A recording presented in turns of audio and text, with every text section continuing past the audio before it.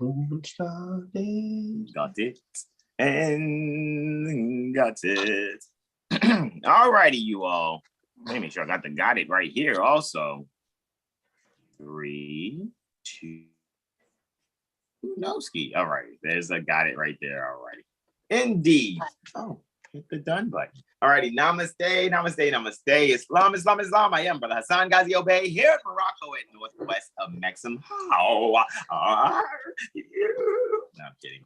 How are you all? This is amazing, amazing. Look, guys, I've been really like in like a real like zone of like study perpetually, so to speak. So it's like I'm reading things and going over things in my head, and just like I know my body's getting rest, but my mind is just like in this zone. So it's like I'm kind of like working these different like areas, and it's just like, you know, I'm realizing I'm here doing this 7-day tropic medical astro weather report where I can just ground myself, you know, and just kind of sort of like, you know, come back, you know, from astro traveling, you know, so much. So this is just really amazing to just kind of come here today and just welcome you all here to our 7-day tropic medical astro weather report for the 19th through the 25th May 2022, even though Lee and I may touch on some things on the 26th also.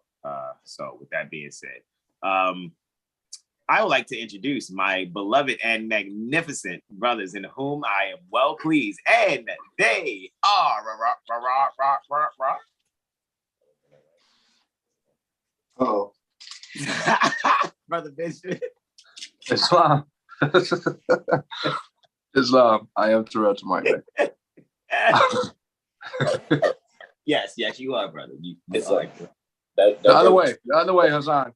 Hassan, you gotta look at that. You gotta look that way to talk to Benjamin. Really? You gotta look to your right. Nuh-uh. Yeah. Really? Let me monitor this. Did I just do a brother Sean? Mm-hmm. Mm-hmm. Did I just do a you, brother Sean? Mm-hmm. Mm-hmm. Wow.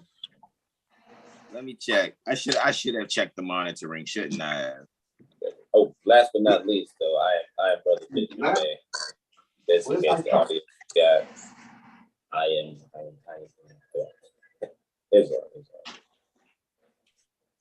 Islam. So all right. So let's see. All right. So I'm looking for it now. Like my head's down, right where it is in the feed. So this is hilarious, right? So it's like I can only see a little bit right now. Like, but it's funny though, because I'm looking towards what looks like the Fez. Right. So if I'm looking at this Fez, I should be looking at Brother Terrell. I'm not looking at Brother Terrell. To you, Brother Terrell. Yeah. To me, you're looking at Brother Terrell. If you look towards your Fez, to me, you're looking at Brother Terrell. That's what I thought too. I'm like, hold on, I'm not looking at Brother Terrell. Hold on. Am I looking at you, Brother Benjamin? Stop, yo. We're really milking this Brady Bunch thing. 7HealStar Astro. He said, what did Brother Sean put? The Moorish Astro bunch. The Moorish bunch. It's the Moorish bunch. Yeah, that's what he said. The Moorish bunch. That's what he said. Got it. The Astro Moorish bunch. Cool. Yes, I am here with my magnificent and beloved brothers in whom I'm well pleased. Terrell Tamari Bay and Benjamin Bay. And in the box, kicking it in the background is none other than Brother Sean and Lemmy Ayo behind the scenes. That's how I like it. That's how I like it. I'm playing.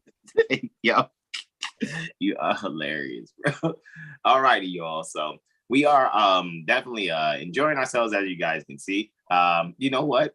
Guess what I have ready? Everything. Right? Hey, So going.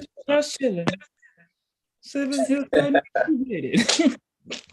Y'all hilarious, man. Oh my goodness, I hit the wrong one. Okay, there we go. All right.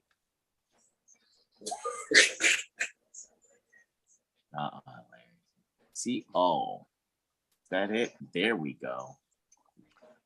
That's what I was looking for. Brother Benjamin, you are hilarious. All right, so let me... He's trying his hardest. You're trying your hardest, bro. Oh my God. I've been seeing these videos about people like, you know, talking pills or whatever. And Bugs Bunny takes the skill, I guess, from maybe like a shrink. Anyway, he took Buzz or something. My head, it goes, Bugs Bunny just dropped the perk 30, but his eyes went all crazy too. So he just dropped the pill and goes crazy. So I'm yeah, Bugs Bunny just took a Percocet. Because I seen his videos, he take like a Percocet. Wow. You're hilarious. What? So that's why I'm like, he took the pill and just went like, I was like, we just took Bugs Bunny a Percocet.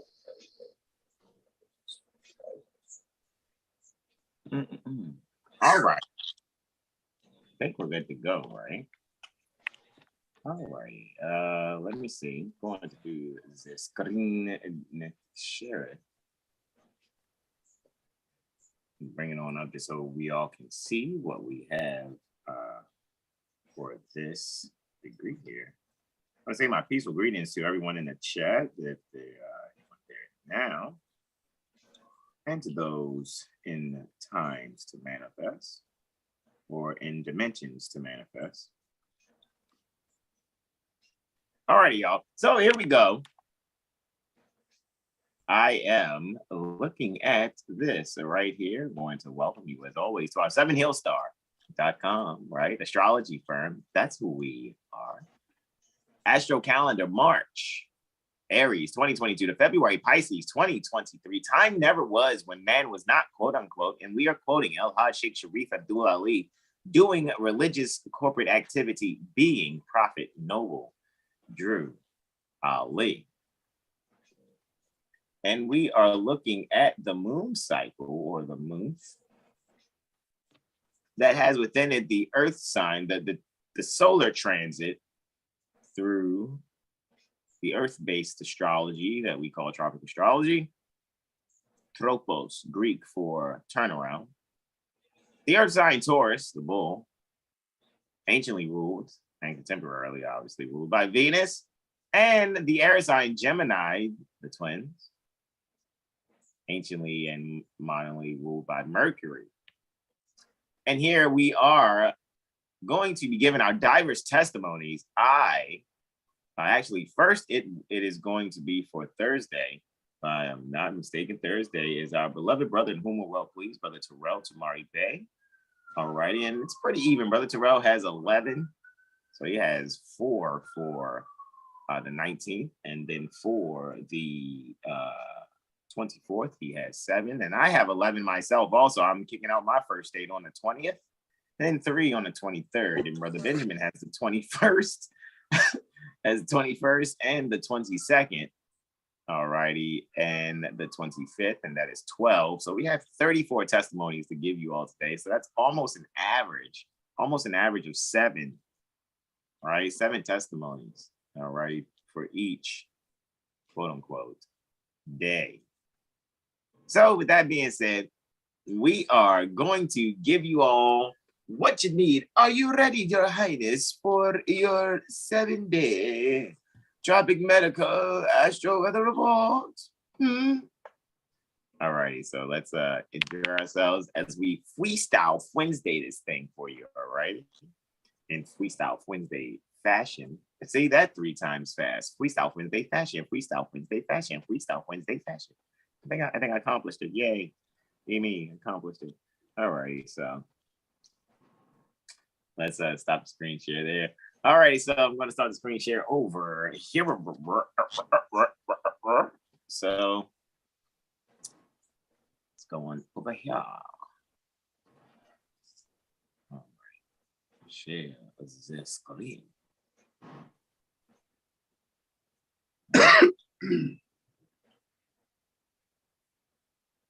All right. So there we go, ski doski. All right. All right. Have a clock here. So look, 14 degrees Virgo is on the rise. Amazing, right? 14 degrees Virgo on the rise. Looky. Astro cookie. Getting all ministerially and whatnot. Right? Anyhow, the Mercury's there, dominant in Gemini, mitigating that retrograde energy. However, sort of kind of, you know, pay attention to things that are all quote unquote Mercury ruled as you're watching this retrograde apparent retrograde take place, and then just see how things fare. Saturn's bossing it up with a +10 there, and its score for in the sign it rules and its own triplicity and its own terms. So Saturn's doing great with a 5-3-2 equaling 10 score there. In second and third, you have Venus and Jupiter. Alrighty, and interestingly, they're in a mutual. Pardon me. Mars and Jupiter. My apologies. Mars and Jupiter. And they're in mutual reception, of course. At 8 and 7, Mars at 8, Jupiter at 7. So, without further ado, even me and going in on that, it's interesting. Mercury is ruling over the midheaven as well as the ascendant. So, when it comes to the Constitution and the standing amongst their own peers, Mercury very close to the Earth, Buddha. Very close to the Earth. Because when planets appear retrograde, from our perspective here on Earth, the planets are close, they're closest to us in their orbit. So that would turn up the communication in one sense because it is dominant. However, the retrograde may give maybe an apparent standstill in some things, or a thorough scrutinization, or really being able to kind of see what all things are pertaining to communication, travel, thinking, right? It's kind of how that goes. So just wanted to kind of just go in on that to just point out Mercury there. Actually, in the ninth, conjunct the midheaven. Just separating now. Good even 10 degrees. All right. Good even one. All right. Now it's 10 degrees, 2 minutes. All right. So yeah. So definitely going back into the erudite studies pertaining to that. So however, that will put Mercury in a house where it would be having accidental debility in the ninth, because it will have accidental dignity in the third, where the South Node is. Join along with the North Node, Uranus and the Sun. You see Mercury there allowing collectively for there to be, pouring out, maybe even a sudden change in the direction of, the hearts of the values pertaining to the erudite studies. However, we'll be able to really communicate all things. So we're kind of able to just allow ourselves to have an erudite moment in, hold on, let me see this again. Let me write this down now. Okay, I went over this before, but let me actually write it down and check it out. Oh, now I really see it. And you'll be writing down your own formulas and things like that. So that's kind of how that goes. Right, and be able to share it with your community. All right, so let me that's just kind of looking at now, and brother Terrell had concluded with the 18th last Eloah Raphael. All righty, so we're going to go down to here. We're going to do the sunrise now for next day, which is 19th May 2022, right? All righty, and I yield the floor to my beloved brother, and whom I'm well pleased, as I go to set up that first transit after you do your sunrise. And it is after sunrise too. I yield to my beloved brother Terrell Tamari Bay Islam. All righty, Islam. So we're looking at the 19th of May, 1442, right? You would say 2022. The sunrise is at 0554 minutes, 23 seconds to be exact. So we're looking at the sunrise, as I said. And, you just really want to look to expand yourself, since we're dealing with Thor's day or the guru. So just pretty much like he was just saying, really initiate to put those things onto paper that you haven't, that you've that you overlooked, so to speak. That'll definitely be at the forefront. The first aspect that we're looking at will be the sun. See, I'm sitting here like going really, as I made a mistake in it. So I was trying to hurry up and go back while you were still giving testimony, bro. All right. Thank you for your patience, Brother Terrell, and everyone else. So we got the sun trine Pluto. Yeah, let me go back. 28 degrees is the degree. Our minute is in the air. Hold on 2 seconds. Goodness gracious.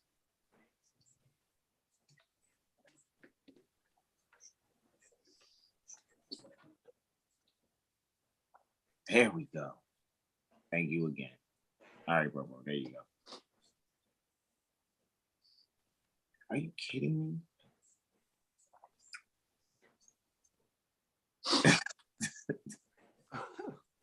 This is amazing.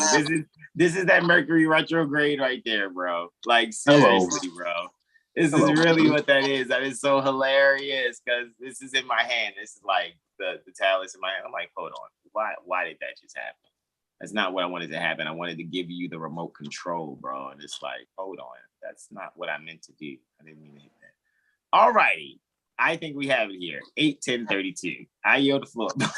Islam. All right. Okay, Islam. 28 degrees, 31 minutes.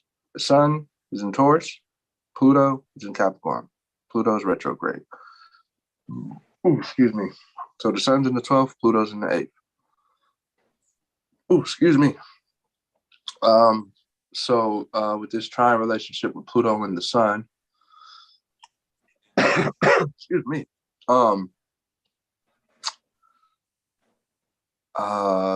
This moment here would be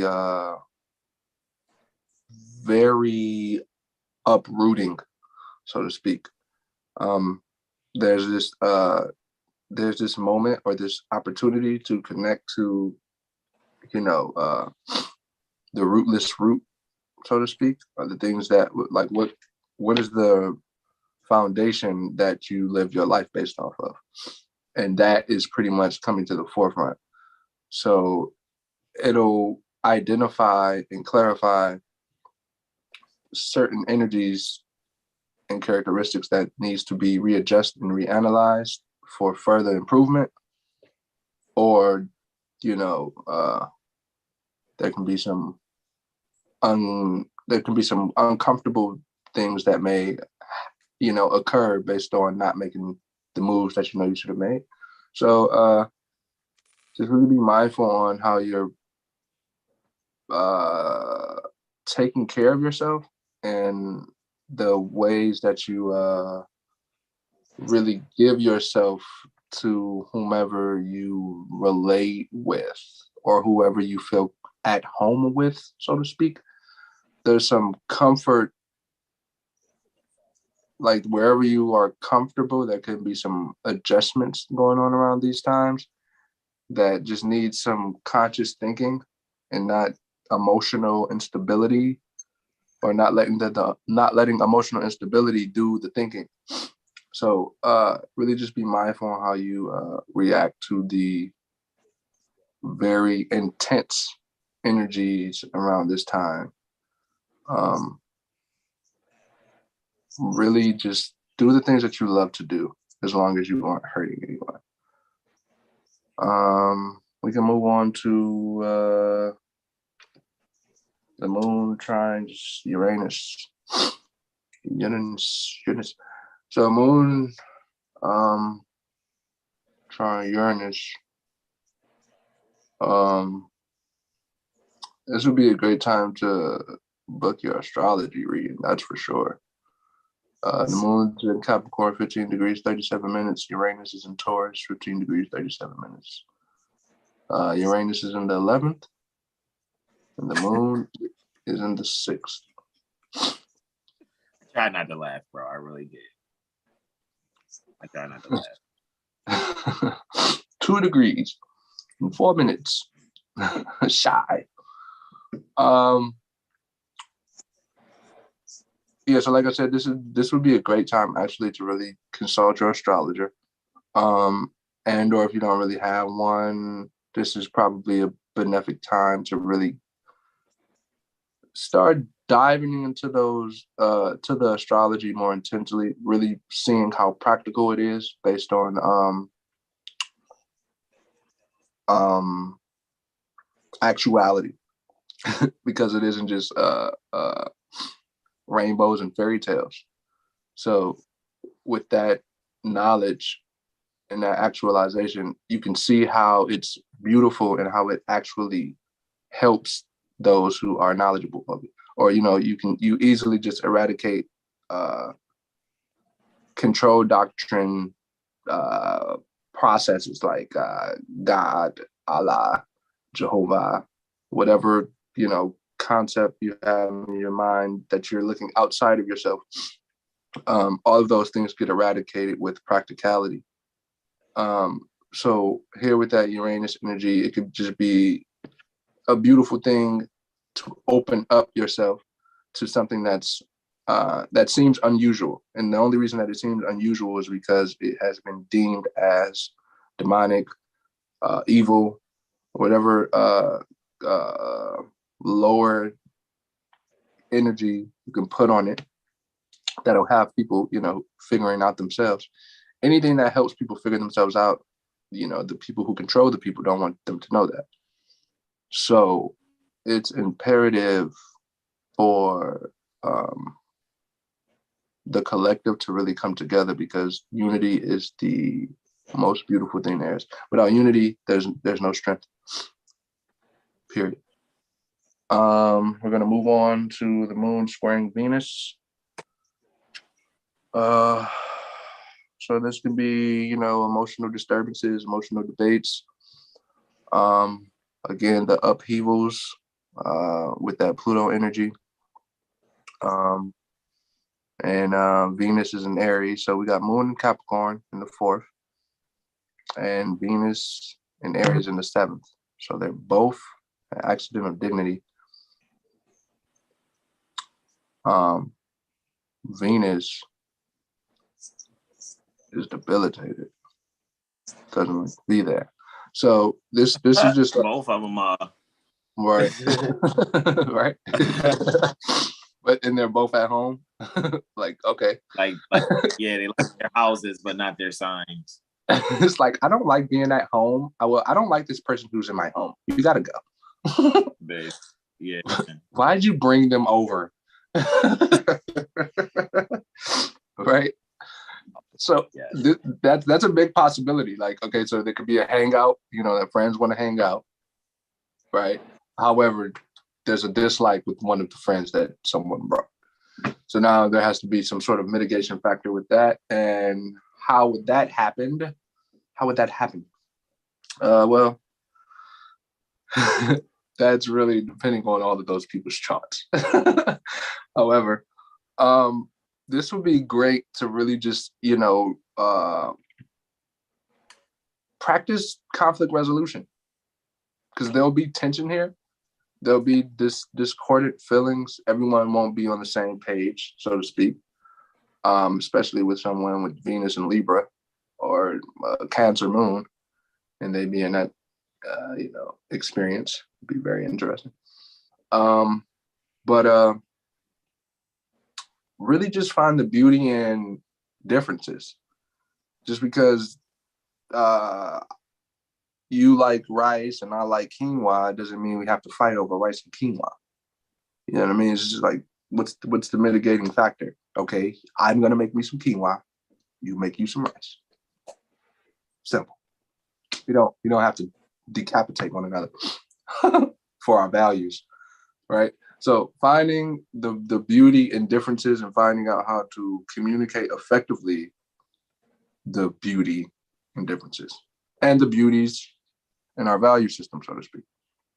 And then we're going to move on to the last aspect. It's Mercury sextile Jupiter.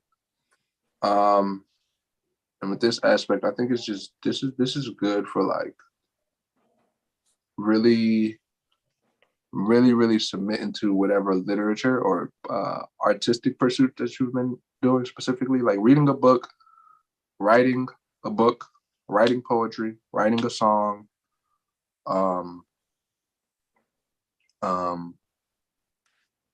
even playing chess.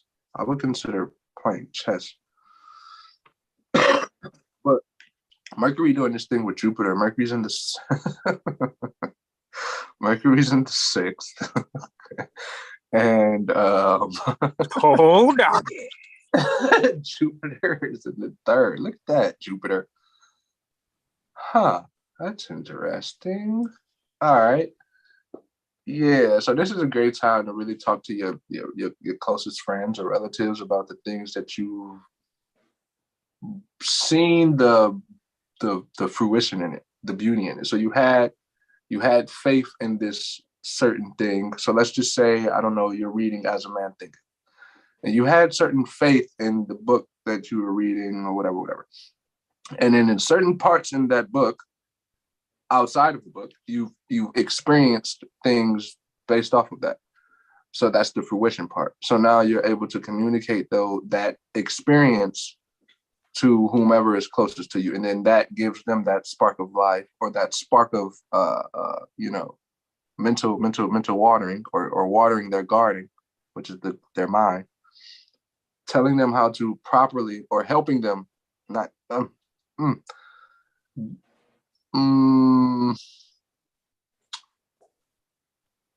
giving them the proper tools to water their garden properly is basically this energy.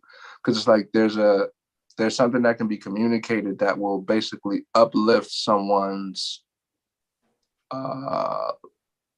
overthinking, and they're trying to be something because of they seen somebody with this. So, we're helping people get out of the comparative mindset, because he has a Range Rover and you have a Cavalier. Does that mean he's better than you? I don't think so. They both do the same damn thing. So what are we really talking about? Engines in the vehicles, in the automobiles, period. They do the same thing. The interior design is the only difference. Or in the way it looks, true. However, all they do is go to A to B, period. So, those things can be easily grasped with proper communication. And with that, I'll yield the floor. Indeed, it's long. I know it's on me next. I call myself doing my best to get at least one of the posts out there. I gave you the control to Brother Terrell. So excellent. All righty, guys. So you guys see, and this is where I think I have 8 testimonies here. My testimonies are, let's see, 3 moon, 1 sun, moon, and sun. Okay, got it. All righty. So so I have sunrise, obviously, guys, here for 0500 hours, 53 minutes, and 37 seconds. It is 20th May. 2022, and it's still Taurus, right? The sun is at 29 degrees, 23 minutes at its conjunction with the ascendant. All righty, so that's Rome, right? The sun in its ascendancy is Rome, right? We read that in Veritas, the sun in its ascendancy. All righty, so with that being said, all righty, so King's exit. Out of that, I just made that same mistake. Yeah, hit the save. Just hit the X. Yeah. All right. So so Venus is there in the 12th, of course. They're in Aries. All right. So a way that we're rising, having our grand rising, we are really allowing ourselves to really value ourselves and how we're isolating some things for ourselves in order to make some radical changes in order to really approach where we're headed in life and what we really are destined for, opposite our comfort zone. So I just see there really, that being healthy and making sure we're dispositive in a way to grow from past pains. So and I yield on that one. My first transit that I'm doing testimony is previous to the sunrise, around about 0-100, all right, 0-100 hours 41 minutes. It'll be Luna Neptunian sextile, all right, so just 60 degrees from each other are Luna and Neptune. So Luna is there 25 degrees Capricorn, 2 minutes in the 12th house. And Neptune is there at 25 degrees Pisces, 2 minutes. All righty. So Neptune is really dominant. All righty. In the in Pisces, actually, and it's co-ruling with Jupiter. All right. However, Jupiter is in mutual reception, still under Jupiter's rulership, however.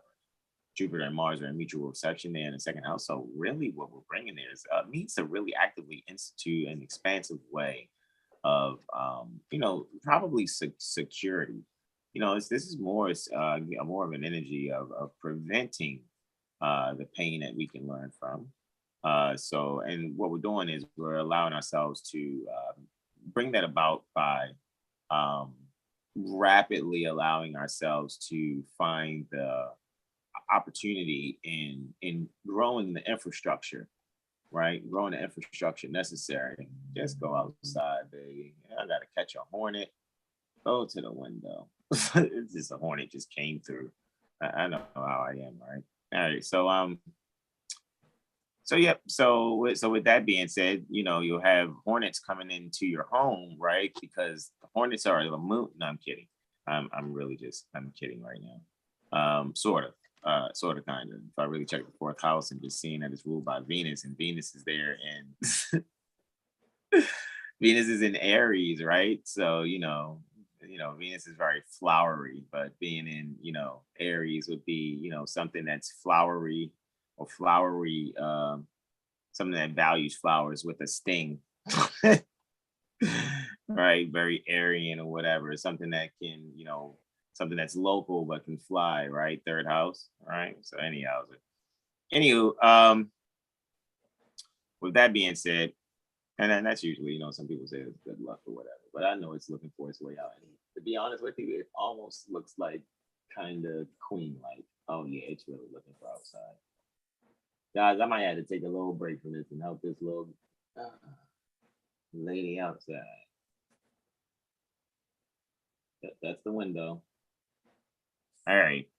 So anyway, yeah, there's just this growth opportunity here, guys, and really allowing your home to probably be structured and in a way that you're going to allow yourself to bring out some,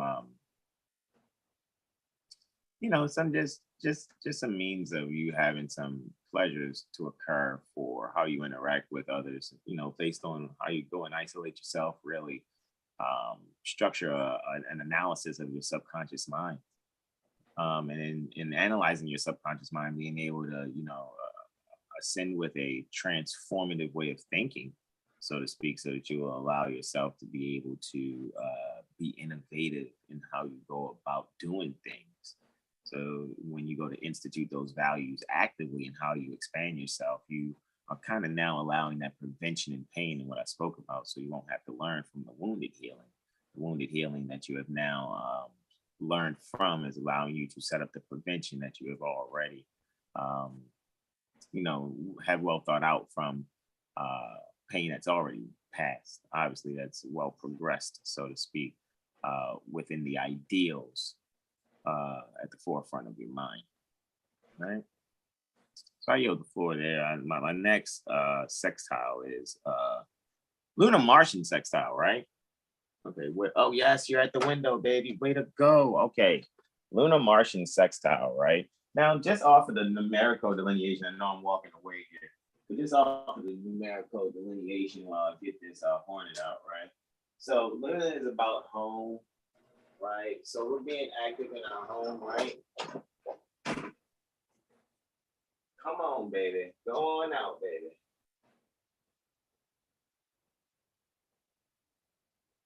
Oh, why do they make it so hard?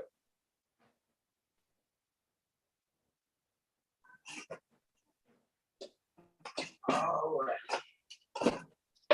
Come on. There we go. Values relating to, pardon me, securing actually the home, right? And an opportunity to really allow ourselves to bring about something that we've gained from someone else within our lineage. Alrighty, so I'm just really just thinking about the numeric code while at the same time really processing live while we're live right now. Really, just that thing about that hornet. Because lately I have been having a lot of little Dr. Doolittle type moments. But anyway, just moving forward. Because it was just, if you guys could have just saw that right now, like, no matter what, this thing was just like, I want to go out, I want out. And I'm like, okay, the window's open. All right, it's the screen out. Okay. So we have Luna in Capricorn at 26 degrees, 30 minutes, right? Of course, it's a partile, sextile there with Mars, of course, right?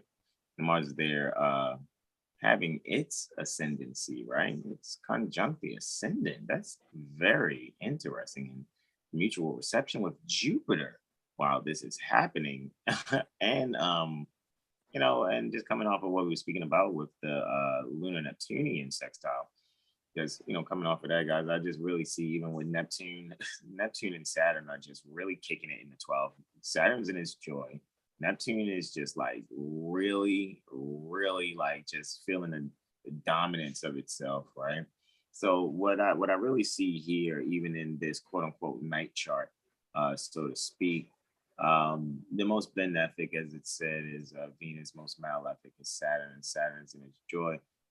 For this partile sextile here, we can grow, right? We can really allow ourselves to grow in what we gain from our standing amongst our peers.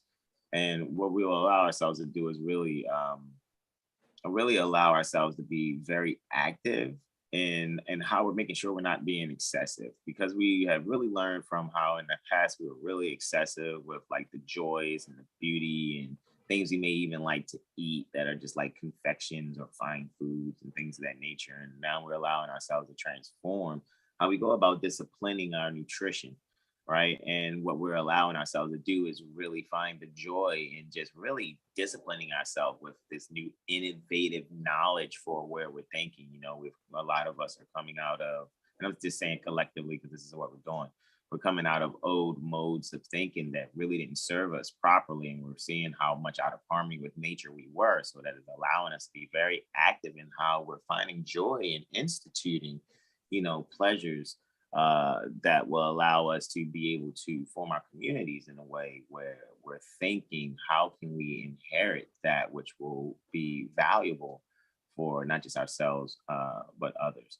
And in doing so, the many will take care of the few, because the few have made sacrifices upon sacrifices for the many to be able to, have the security that they have. With that, I'm gonna yield the floor there. I have a lunar. It's interesting because what's next is that Luna Plutonian conjunction there. Tapping at around 0624 minutes, still on the 20th here, guys, May 2022, right? 0623 minutes and 42 seconds. All right. So what we actually have going on here, we have Luna and Pluto having their conjunction in Capricorn, of course, 28 degrees, 30 minutes. And Pluto is actually, in its orbit closest to the Earth. Because again, from our perspective here on Earth, when we perceive a planet retrograde, that's when that planet is closest to us within its orbit, as we're on ours. Sharing the ninth house being ruled by Saturn, which is just second from this house that it's ruling. However, if we looked at this conjunction, is taking place 12th to Saturn. So actually it's taking place in a position where Saturn would have its joy. So Saturn's kind of enjoying being able to rule the ninth and the 10th house, right? I just hit X. Or just hit yes, and then we can just bring it up again. Under birth file, the clock under birth file.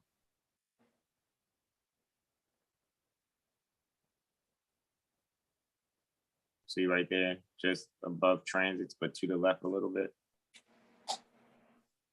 Under birth file.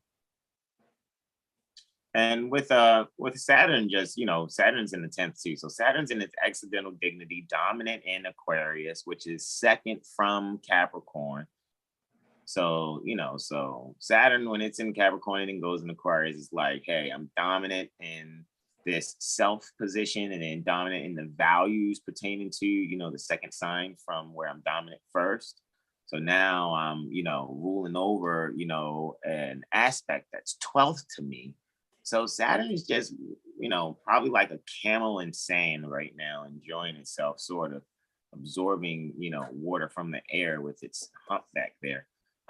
Anyway, while also Saturn, you know, just being semi-sextile away from Neptune there, you know, so bringing down half of the growth and opportunity there in the institution. So when it really comes to astrology and really thinking about the angel point also.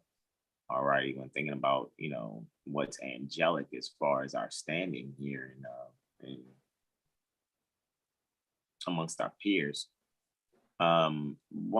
Many people will see the value in the structured transformation in those around them that seemingly were the ones that seem flighty, spaced out, sci-fi nerd, gamer, Comic-Con type beings. These are going to be the ones that the people are going to come to. Those that seem like all they did was maybe read, or maybe even, you know, just always had, it just seemed like they were the oddball amongst the cool ones. These are the ones that the cool ones now are going to come to with unlimited offers and resources, because they've realized that these are the people that have the information and knowledge necessary to be able to help them grow where they need to grow. And I actually yield with that.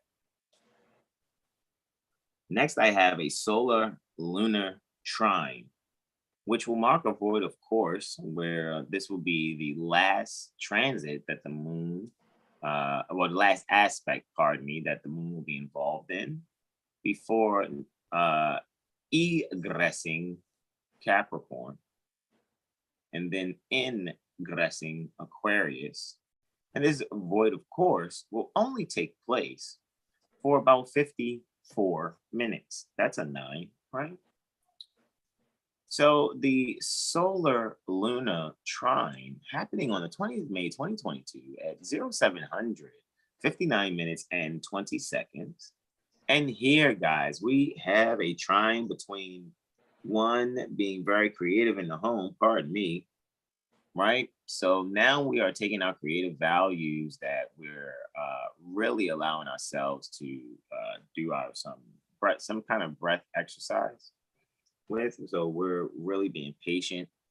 We're allowing ourselves to breathe and be creative. And we found new ways of valuing these breath exercises while also harmonizing with the way of allowing ourselves to go through a death and rebirth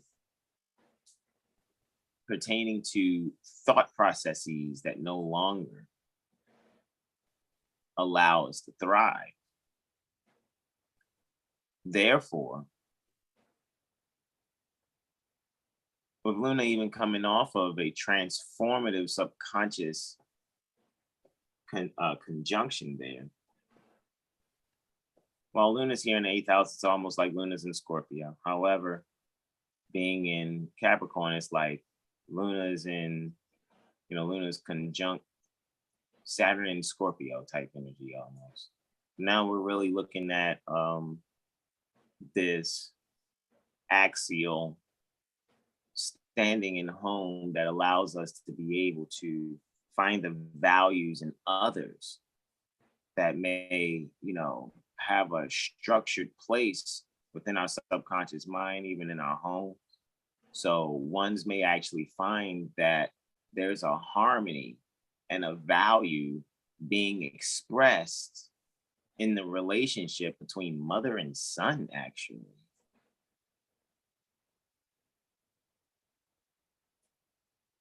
There will be a, wow. I just really had like some really awesome images of like a garden, like really, and it's not, I know I'm looking at my garden now, and it's like, wow, I just had like a huge, as soon as I said mother and son, I just saw things blooming in the garden.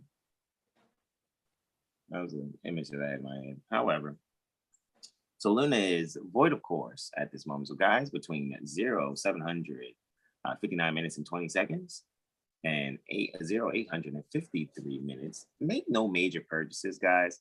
You know, make sure you are getting, if there's any victuals that you're going to go for to refresh yourself, then what you can do in your victualization and refreshing yourself, so to speak, you know, do it before 0758 or after 0854.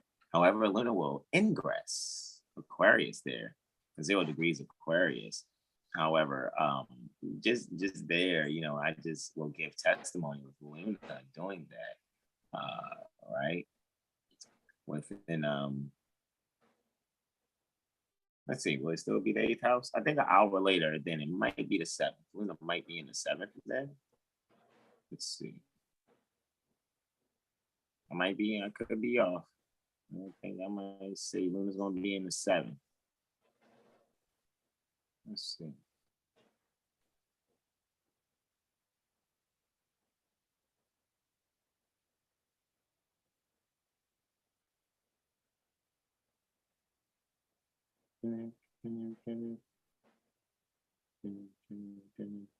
Hey, there it is. At 0852 minutes and 39 seconds to be exact, on the 20th May 2022. That is Holy Day, of course, guys. I am giving testimony Friday. All right, so you know, we're really allowing ourselves to, you know, innovatively secure our relationships. A lot of people now are being able to really build their relationships now because people have now. You know, a lot of people in their mind, if your minds were like cell phones, you guys are really updating your softwares. So now a lot of people are going to be, you know, either mending relationships that they're currently in, or they're going to be people from your past, very apologetic because they actually see that your whole life you've been dedicating to this moment. So a lot of people are going to really recognize that, you know, a lot of stories in Hollywood and fairy tale books were really just speaking about a people that were going to grow, period, and be able to be the ones that, you know, fairy tales and, you know, movies and things call, you know, angels and guardians and things like that.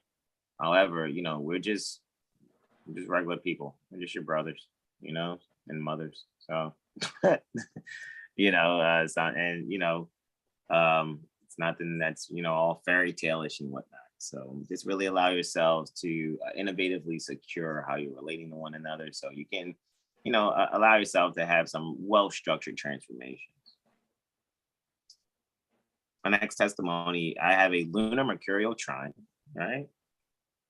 Sextile conjunctions and trines. Oh my. Okay. Anyway, and ingresses, right? Luna ingress an air sign, and then Sol ingress an air sign also. Just a little more than 12 hours apart from one another too. Looky, Astro Cookie. And to be exact, it'll be 12 hours and 29 minutes apart from each other. Luna ingressing Aquarius at 8:50, around 8:53, and then Sol ingressing Gemini, right? So Gemini season on Friday when I get to this this portion, right? All right. So we have the Luna mercurial trine. It's happened at 11:11, guys, right? So 1100 hours, 10 minutes, 53 seconds, right? All right, just 7 seconds shy pertaining to 11:11. All right, so with that being said, guys, we are having a perfect harmony between the way our subconscious mind and communication and thinking are, you know, interacting with one another. and aspecting one another. So you guys can clearly see that we have Luna there, alrighty, at 1 degree Aquarius, 23 minutes, alrighty. Very, very interesting, that number there. I remember when Jupiter had a certain,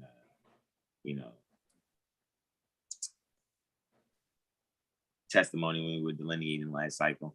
It was at 1 degree Aries, 23 minutes. So that 1, 2, 3 keeps popping up there, guys, where there's transits taking place. However, Mercury, obviously, 1 degree, 23 minutes itself also, alrighty, and Gemini in the 11th, guys. So, it's pretty smooth there, what's going on here, right? So we're really allowing ourselves to be able to make some healthy way in valuing the way we serve one another, right? So and the way that we stand amongst one another, we're really allowing ourselves, to value that which we can pour into one another as far as like information and knowledge.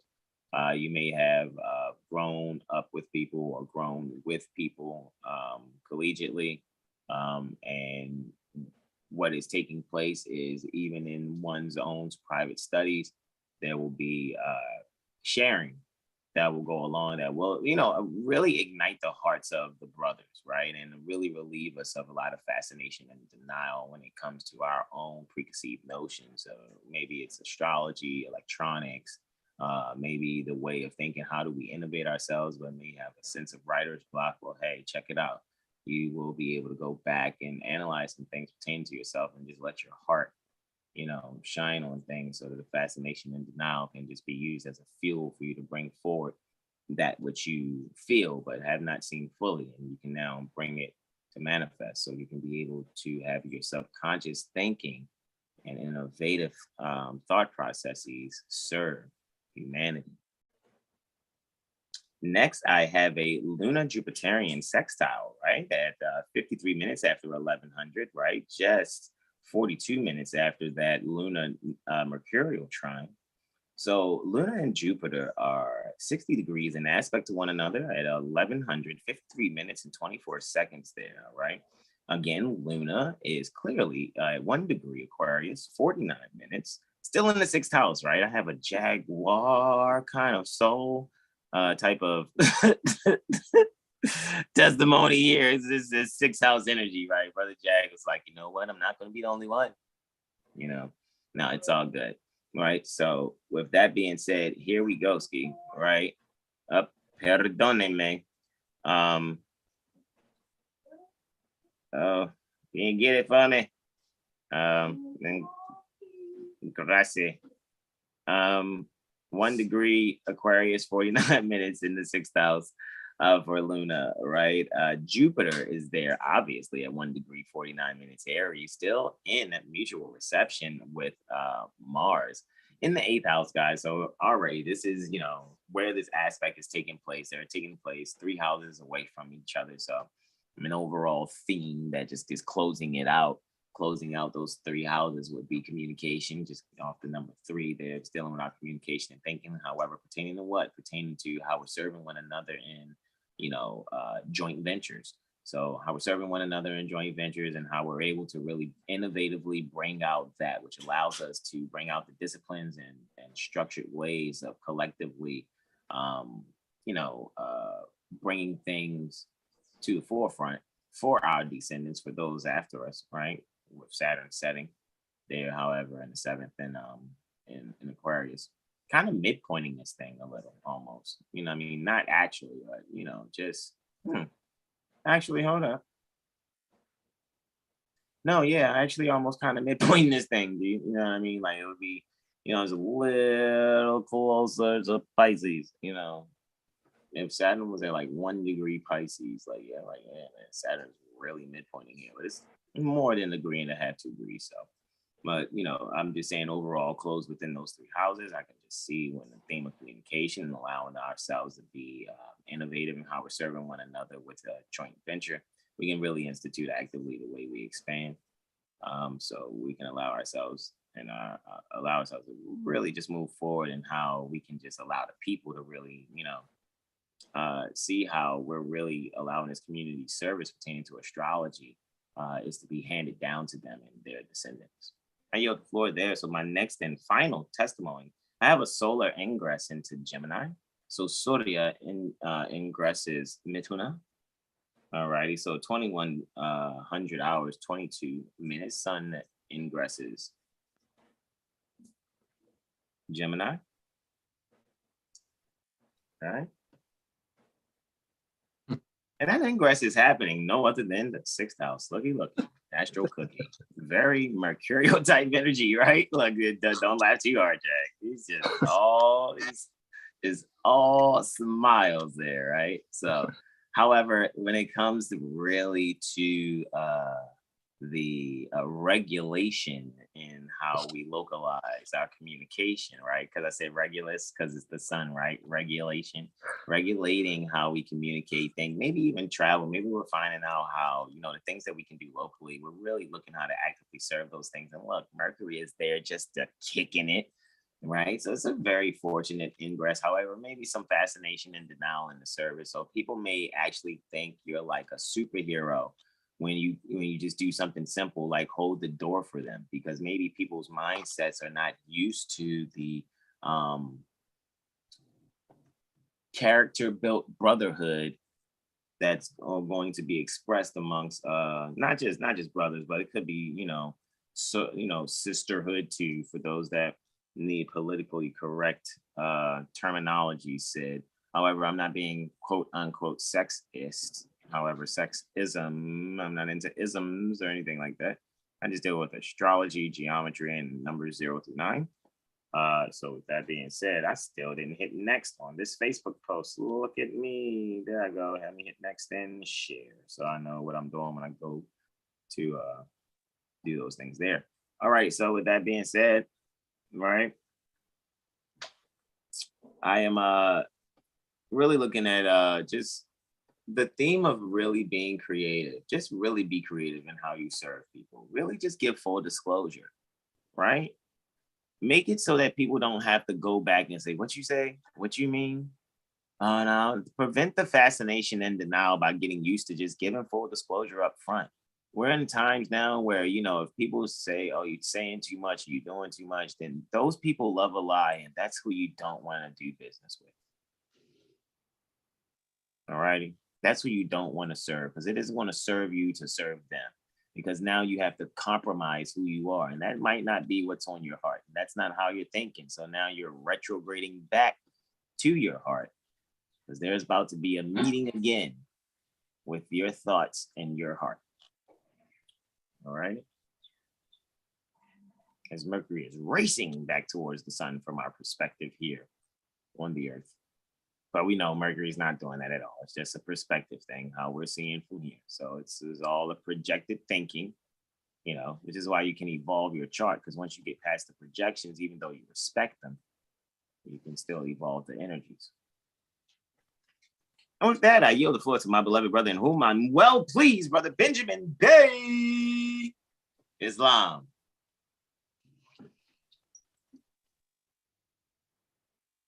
You still got it, Brother Jack?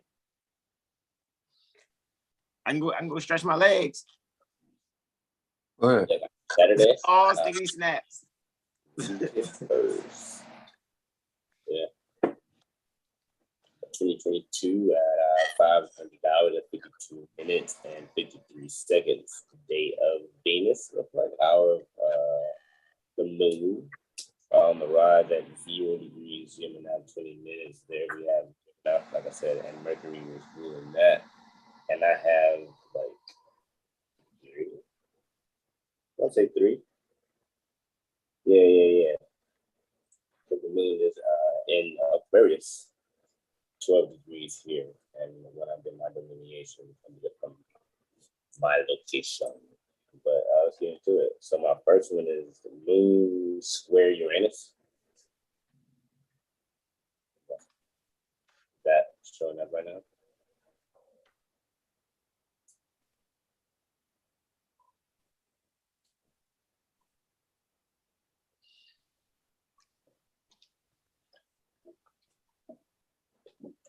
Yeah. And the 7th and the 10th. Oh, that. All right. So with the 7th house right have the moon at 15 degrees Aquarius, 44 minutes, squaring Uranus in the 10th house, 15 degrees Taurus. And I'll give my delineation here. That's not valid. The moon.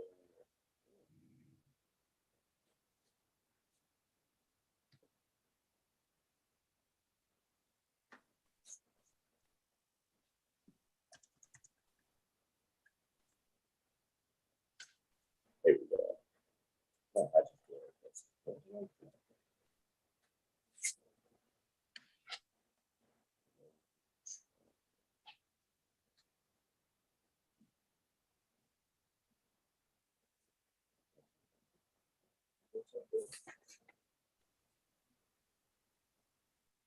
By the way, wow.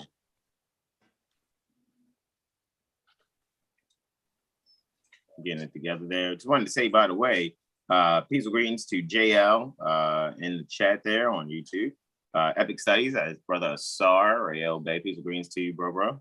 And brother Yusef Mutadiel, peace and greetings to you also, my beloved brother, in whom I'm well pleased. All righty, brother Benjamin Bay, I yield to you. Yeah, I can't find it. There we go. In the 7th house, we have securing within the group and how you're relating to that in a square to the centers and the setting of values. So basically, try to listen to those changes or sudden changes that are going to happen within relating in the group that are going to affect the essentials, so to speak. So, you know, and that in return is going to affect your 4th house. So you're going to come together and relate within a group, and that could be via Zoom or anything like that. You could be going over like contracts and things like that, and you could be seeing things in it that could be new to you and not understood, but that's why you have people there you can relate to in the 7th house, and you just basically trying to secure what's yours. And, you know, and when you go to the 10th house, you have there in Taurus, and that's sudden change in like the ground, like an earthquake. So the ground may seem unsettled, but you know you're in the right place to get that security because the moon is ruled by Saturn, and Saturn rules over Aquarius, and Saturn's going to make sure that everybody's taken care of. Although it may seem like you're going to have to take the stairs, but you know you'll have strong capitalism in the end. You know, carry along the way, and I'll yield. Square Uranus.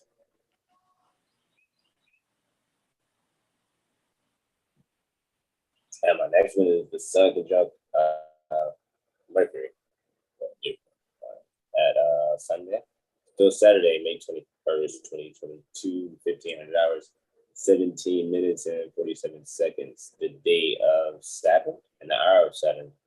On the rise there at 1 degree Libra, 48 minutes, and that is ruled by Venus there in the 7th house in Aries, 22 degrees, Aries, 3 minutes. But we talk about the aspect I have sitting there in the 9th house, 0 degrees Gemini, 43 minutes, and Mercury, 0 degrees Gemini, 43 minutes retrograde here. And I want to say these are draftmanship, I want to say. But the Sun conjunct Mercury at 1500 hours, 18 minutes, giving testimony. Sun at 0 degrees, 1 degree, well, from my location, 1 degree Gemini, 40 minutes, which is a degree of draftsmanship. Also degrees 1 to 2 Gemini, are the degrees of draftsmanship as well. But Mercury being at 0 degrees Gemini, 8 minutes, according from my location, which is also the degree of draftsmanship, like I said before. So here in the 9th house, taking the opportunity for some type of higher communication, learning higher knowledge to be communicated from said government, because the sun is the government, you know, it's the government, but it governs all things, but the governing of minds. So the governing of minds could be communicating some type of higher learning here in the 8th house. Or a teacher / guru pertaining to foreign matters, because the 9th house is foreign, you know, and because the 3rd house is like your local, you know, local news things that happen like in your neighborhood. So we'll say the 9th house would be quote unquote national affairs, according to, you know, the TV that you may look at, you know, but we all know the criteria for national and things of that nature. Moving forward, sun being in Jupiter terms, the communication could possibly be about law. Also, listen twice, speak once. The messenger being so close to the sun, one could only be hearing oneself speak. Both parties can learn from one another, so don't seek to debate to be right. You know what I'm saying? So you can hear something that you don't agree with, but like I said, like listen to it twice, so you ain't gotta go back and like offend someone trying to get what you're trying to get off. Like just gather the information throughout the bones and pick, the meat of it. And I'll yield for that. Sun conjunct Mercury. Just listen and speak in a tone where you're not offending anyone. You don't want to be right. You just want to get the truth out. Saturday. Moon sextile Venus.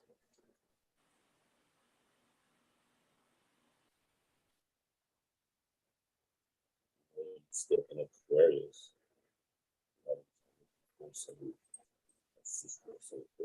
Probably all the money runs in.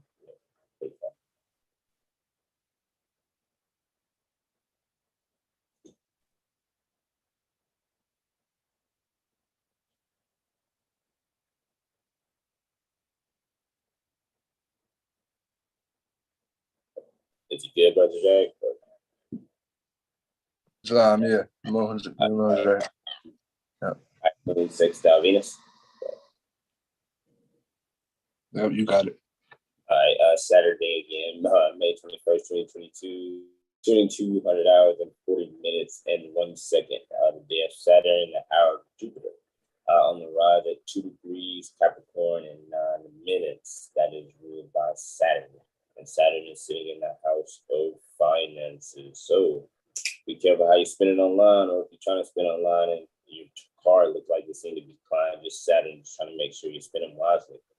But talk about the aspect of the moon sextiling the Venus. And the moon is there in the second house, and Venus is there in the fourth house. And give testimony to the moon in Aquarius at 22 degrees, 24 minutes, which is a part of astrological degrees, sextiling, creating a growth and opportunity in relationships pertaining to the home and loved ones, group organizing one's resources and finances to seek a future gain and secure those gains by having a proper structure to do so. The healing that is taking place amongst the women in the home is to do with love, because Venus represents love, and as Moor is our first principle is love. And so with Venus in the fourth and Chiron there in the fourth, and then the moon in the second house, and that's your actual throat. So I would say the mother could be speaking to the younger women, or just women in general could be, speaking about, themselves and how they can financially benefit each other, not just off of quote unquote federal notes, but means to an end, because finance means to an end. So how can the women communicate a means to an end for potential growth with one another? Because you have the moon in Aquarius about, growth and opportunity, trying to make sure everybody's, on the same footing and everybody can benefit. And when the mother's on the same footing, we'll all be right. And I'll yield with the moon sextiling Venus, talk with love, spread with love.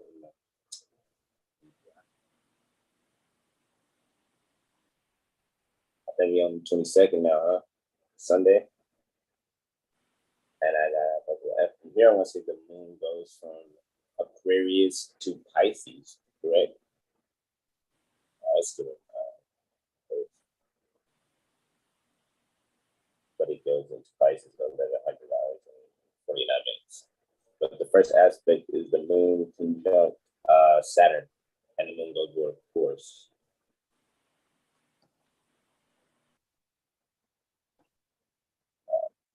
300 hours and 19 minutes. I won't say that's AM or anti-meridian.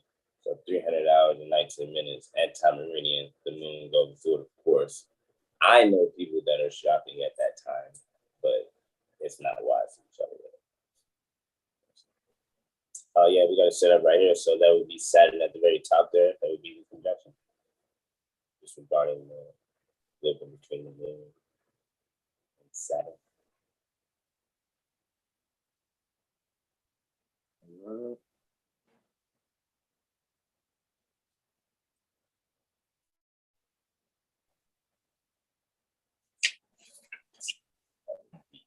I yield, bro. I was just getting it for you though. I yield. Oh, thank you. Yeah, I thought about Jag too. Y'all good though. Islam. All right, the moon conjunct Saturn. All right, here we go for Sunday, May 22nd, 2022. 300 hours and 18 minutes and 57 seconds. The day of Saturn, the hour of the moon, 5 degrees Aries, 7 minutes is on the rise, and that is being ruled by Mars. And Mars is in the 12th house in Pisces, 28 degrees, 1 minute, conjunct Neptune. So somebody has some like spicy dreams. There's some very intense dreams going on. But we're not talking about that aspect. We're talking about the conjunction with the moon and Saturn there. With Saturn in the 11th and then the moon in the 12th. So it means Saturn is about to come into the 12th house. So it could be some, restrictive internet things or even restrictive mind things. You could be trying to think, bigger than you need to, but Saturn is, kind of harnessing that. But it's for a reason. So you want to slow down and think of that reason. But to go with my delineation there, give a testimony, moon at 25 degrees, Aquarius, 6 minutes, according to my location. If you look at that, you're like, oh, what the fuck are you talking about? Oh, it's 6 degrees. Oh, that's awesome.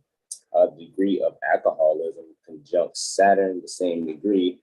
One's emotion may seem restricted while seeking to network via internet, a gathering in an arena. So like just a big, large room, like a conference type deal when I speak of arena. Don't come brash. Let this feeling of restriction flow away, because the moon is always in constant motion. So this feeling of restriction is not gonna last forever. It's actually help you properly structure how to secure those resources, essentially for the home place, because it's the moon. So the moon is home, it's a home securing. So you want to seek some security within the group right now. Some Saturn type vibes. Moon being in the Mars terms will give you the drive to push through the lessons that Saturn is giving you, so you don't fall into the warrior out of car. You don't want to oh, woe is me type deal and just be blasted through things, not getting anything done.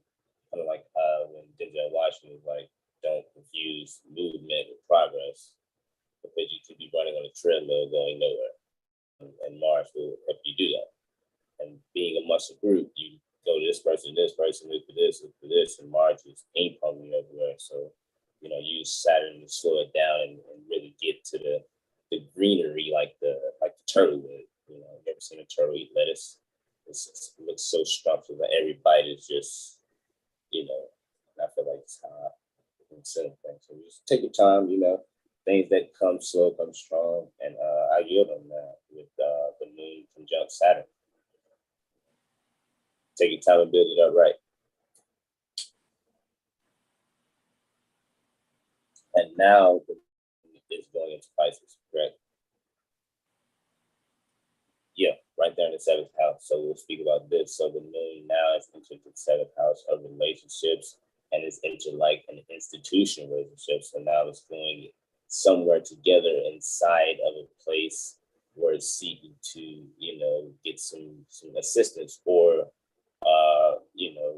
create a new contract with someone, So it could be going left or going right, because like the Pisces feet is trying to get a solid foundation, and Saturn is right there behind it, making sure like, all right, cool, on your journey with your feet inside of this institution, you're gonna get some humanitarian assistance.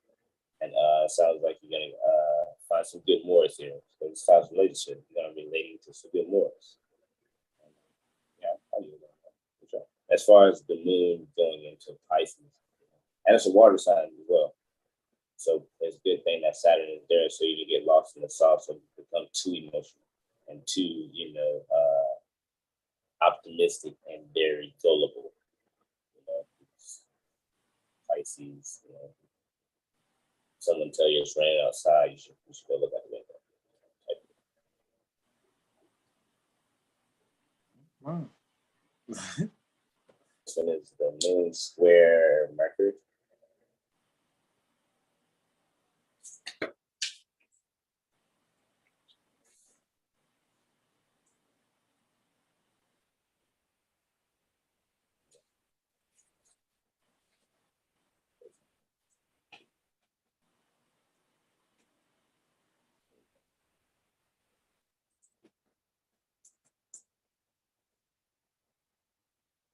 I am getting my advertisement on right now. Share as much as I can share. Places while you guys are doing great. My brother doing amazing. Yeah. All right, I yield, beloved brother Islam. All right. So it would be the moon is in the 7th and 10th house. You have Mercury. This is the square we're speaking about. All right. So moon square causing disharmony between Mercury at 12 to 12 plus meridian. Moon in 0 degrees. Pisces 13 minutes, squaring Mercury 0 degrees. Gemini 12 minutes, giving testimony pertaining to communication about sex and how those secured inheritances will be in the terms of the mother, seeking assistance from an institution pertaining to taxes, debts, matters of foreign affairs, because Jupiter rules Pisces. So it'd be like foreign things. User discernment and communication when building a new relationship, business, or just cordial, like just speaking in general, because the square could cause confusion. And I know you heard a lot of 8th house things when I was speaking about my delineation from where I was delineated where I'm at. But for the 7th house, it would be entering into basically contracts and communicating those contracts with those you're close to and your relations with and renewing those, or like, all right, cool, let's go back to the drawing board because Mercury is in retrograde. So you could be bringing papers and ideas back to the table, and now you have like assistance on the side of you, and that's Saturn. And Saturn is bringing his, humanitarian, his worldly view. He's not going to see either side because, the rings, it's going to see everything as a whole. Some assistance to see things as a whole. You can properly communicate with the square of, your emotions and how you're going to speak about your essentials and the things that you want to secure in the 10th house that actually anchors things in the 4th house. So, don't be discouraged. Like I said before, listen twice, speak once, because once again, you have Saturn there, and Saturn is going to make you, it's going to be the trooper for you. And I'm going to always root for Saturn, because Saturn always gets like a bad rap. But, your grandfather never told you anything was wrong. It may feel painful, and you're like, man, what's this old man doing? But you're like, it's all for the greater good type deal. And with the moon being in, it's going to feel like you're in a dream. You're not going to know, what's particularly going on, but that's why you're there to get that assistance and iron that square out. And what better planet to have to help you iron squares out than Saturn? So I yield on that. Squaring Mercury. Communicate wisely with those who you want to relate to about the things you want to keep.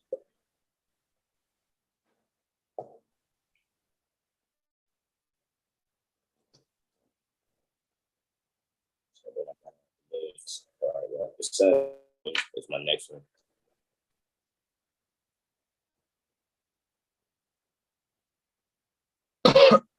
My computer just turned off, bro. You gotta control the jar.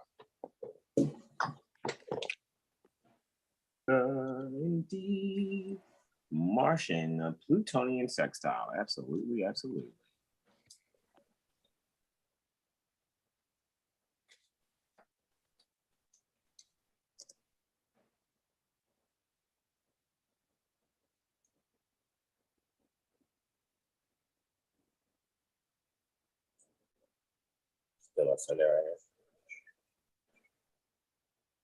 Hold on, brother Sean, you still here? Islam, bro. Are you able to handle the remote control? You want to give it a shot? Want to give it a try?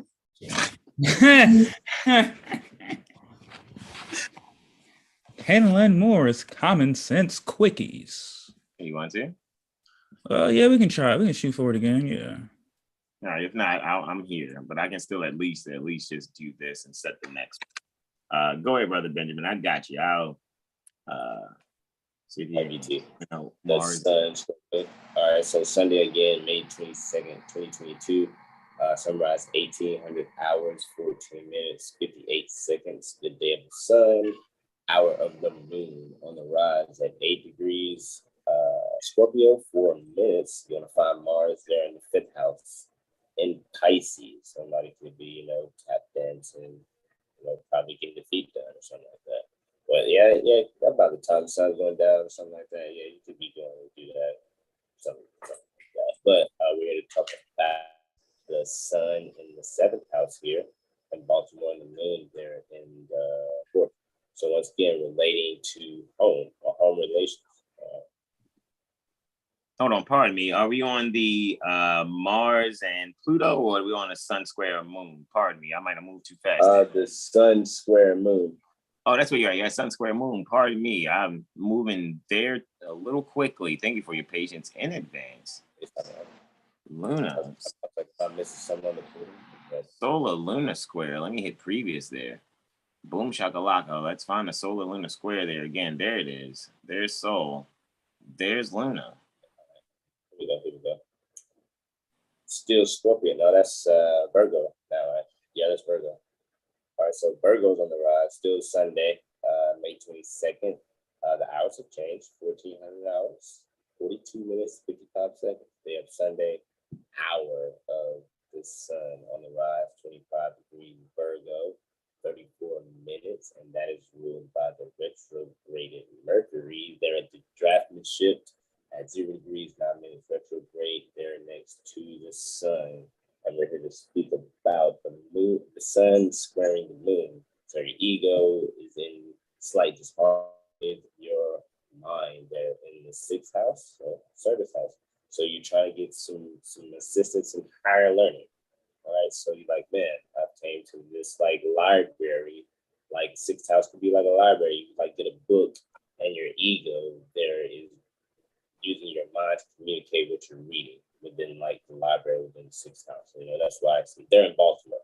You can be like, man, I need like this book. So you walk down to your nearest like Barnes and Noble, and you pick up this book and mentally take yourself to the 9th house in higher learning and retroactively look for what you were thinking about.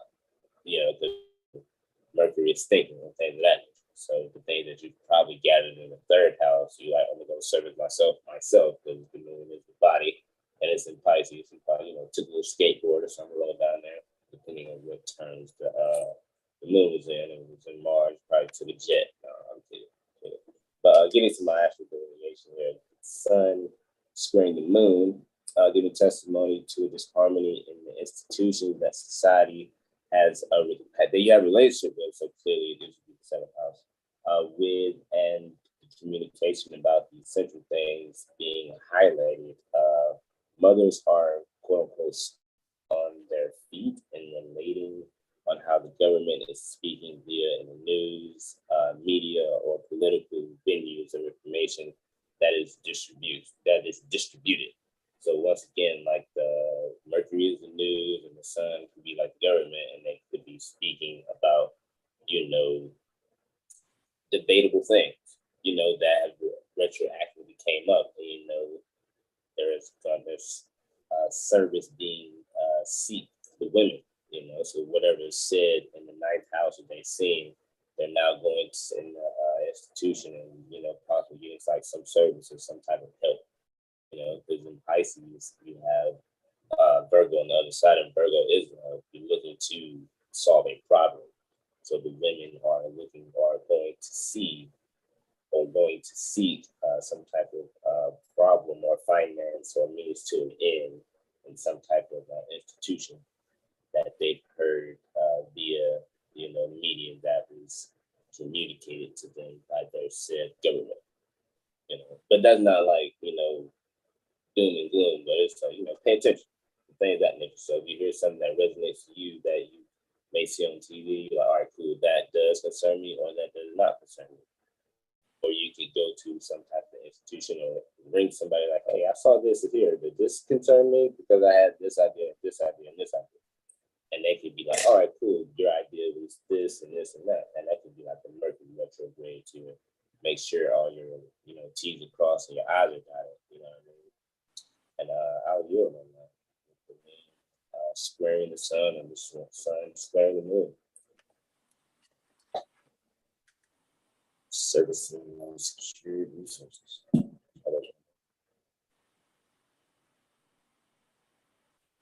Here's the Mars sextile Pluto. Pardon me.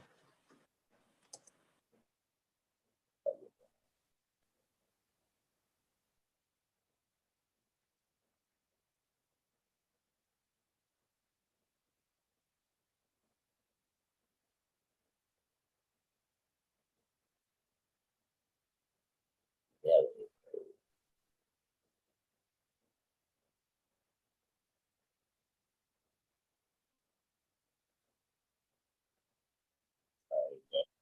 We lined up.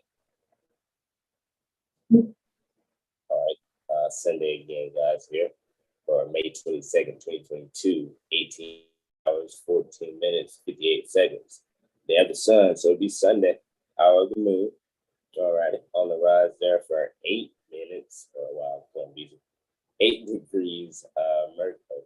What's going on? 8 degrees, Scorpio, 4 minutes. And that is ruled by Mars, and Mars, they're sitting in the 5th house of creativity in the sign of Pisces, aka Paducah. But we're here to speak about that Mars there, sextiling or an opportunity to that Pluto there in the 3rd house of communications and Capricorn retrograde. And I have here giving testimony and self-securing communication coming from the media or talks with siblings, which in return will cause some healing that is needed for proper self-expression moving forward. Children will be favorable, so look out for talk about the children. Because the reason I say that, because the 5th house deals with the children, and you have Mars there, and Mars is like the energy of children that just thrive to just be alive, thrive, just go.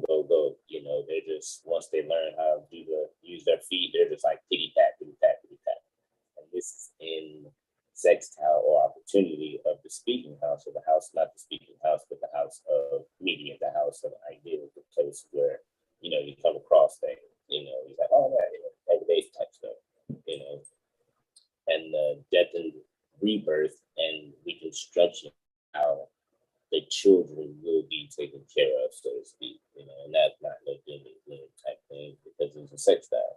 So there will be talks about, future foundations that are going to be securing the children. So, Pluto deals with things that are getting rid of the old and in with the new. So now the people or the children had Sesame Street, now they got Astrology Street, and that's like mad real, because astrology, Sesame Street would be like Jesus or living vicariously, the hand in the puppet, Astrology Street, you are the stars. You know what I mean? It is you. You don't have to be outside of it type deal. And that's no bad. She's just kind of putting down those childlike things and then transforming those things to your higher self, and that would be 5th house, and that would be the sun. The sun's an ego. The sun shines bright, and the sun gives the moonlight. As much as we may feel, taste, touch, and hear, these bodies aren't necessarily the end all be all. You know what I mean? And the cherubs need to know that at an early age, and at a foundational age, and Pisces. You know what I mean? So to wrap that up about the 5th house being sextile with the 3rd in communicating creativity, and when you recreate children.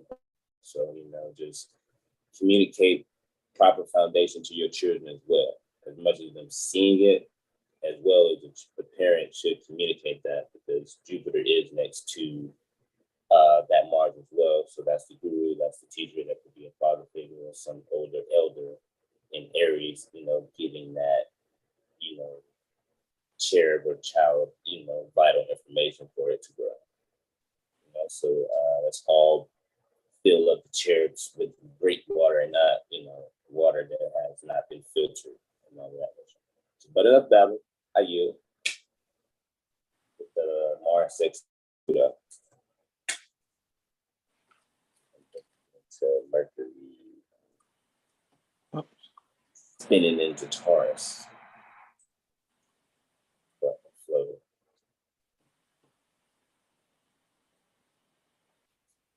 All right, April 3rd, 2023. I'm joking. Pardon me. Pardon me. There you go. I think I hit the button one too many times. Pardon me. My mistake, guys. April 10th. Hold on. Still making close.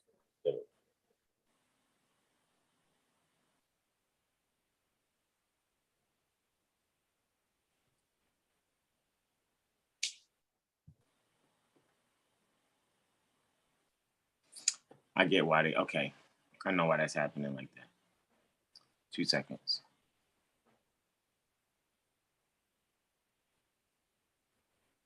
Talk about Mercury retrograde.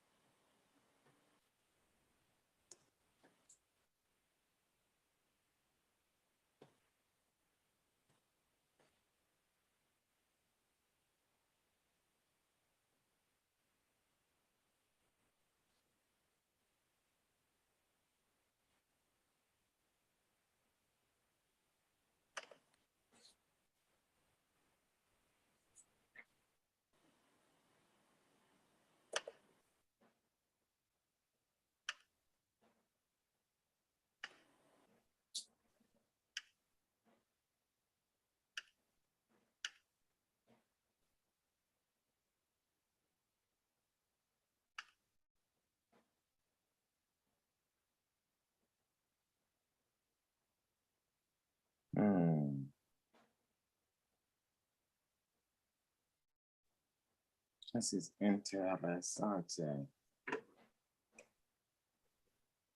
2 seconds. I got it though. I know how I'm about to do it though. Give me 2 seconds. I got you.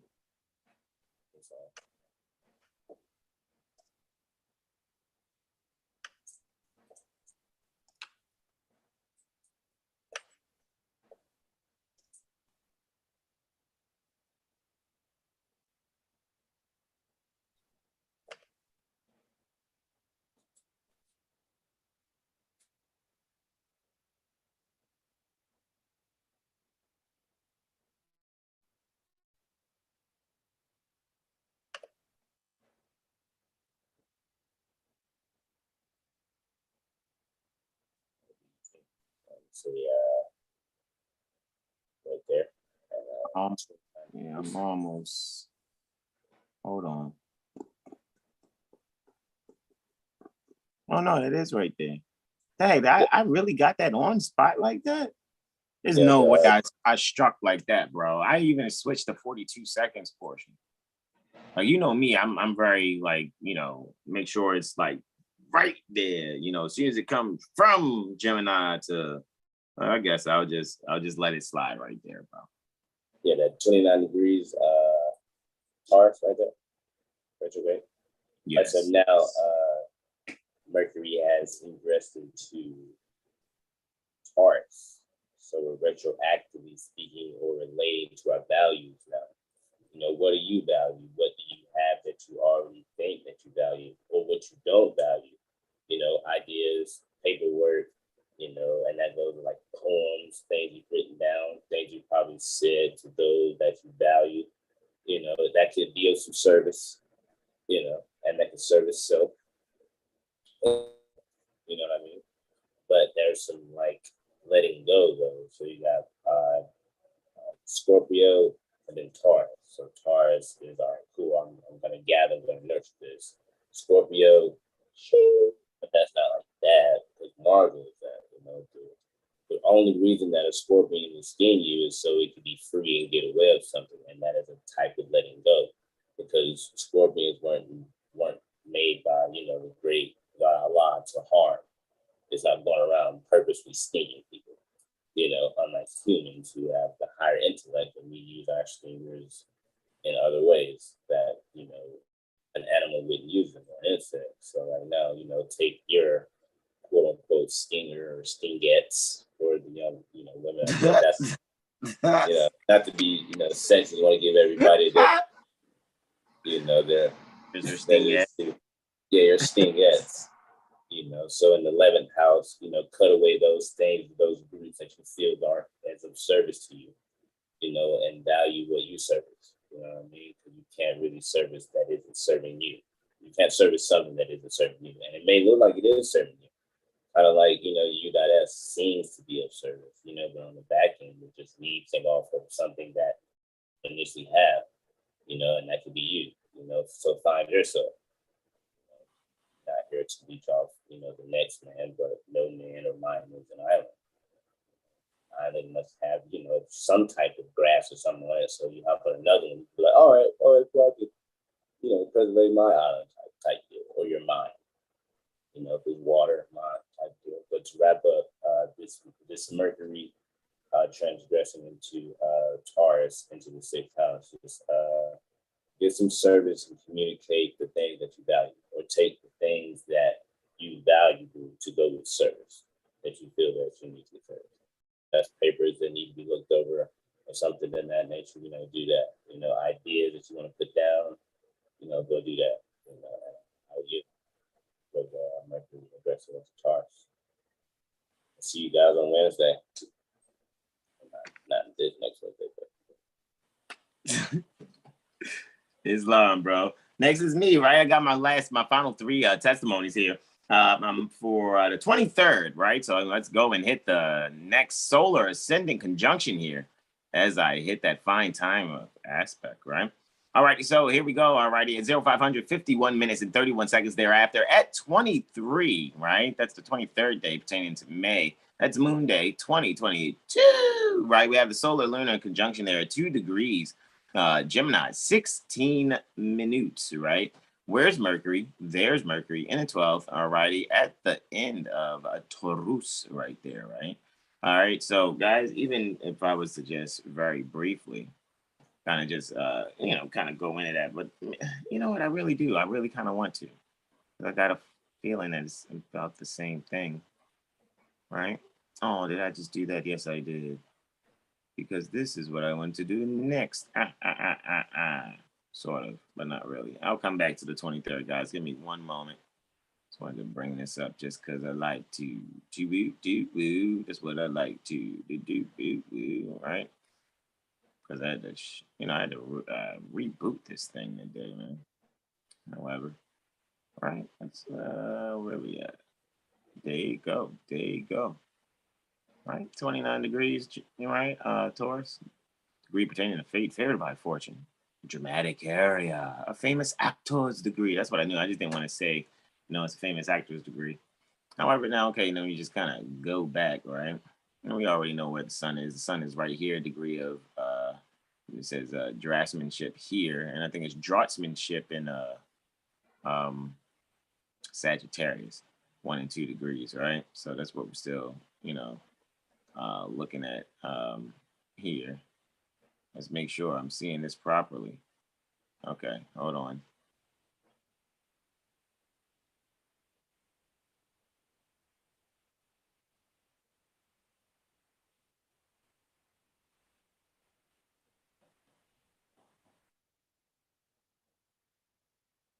$21,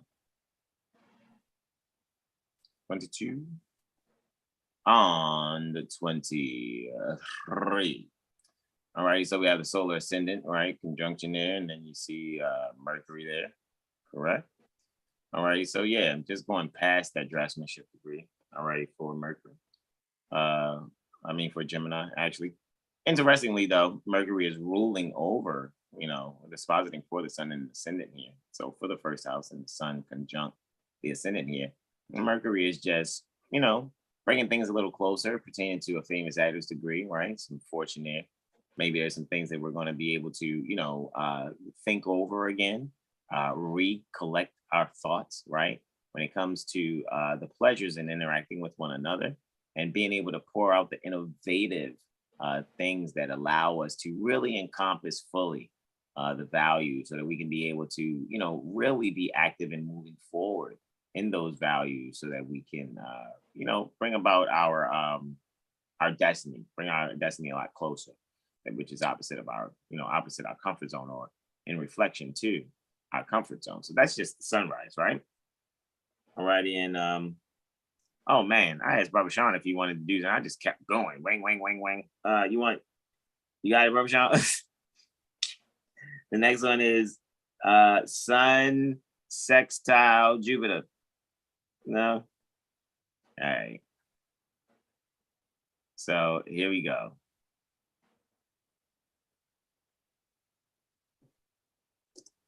All right, Sun sextile Jupiter.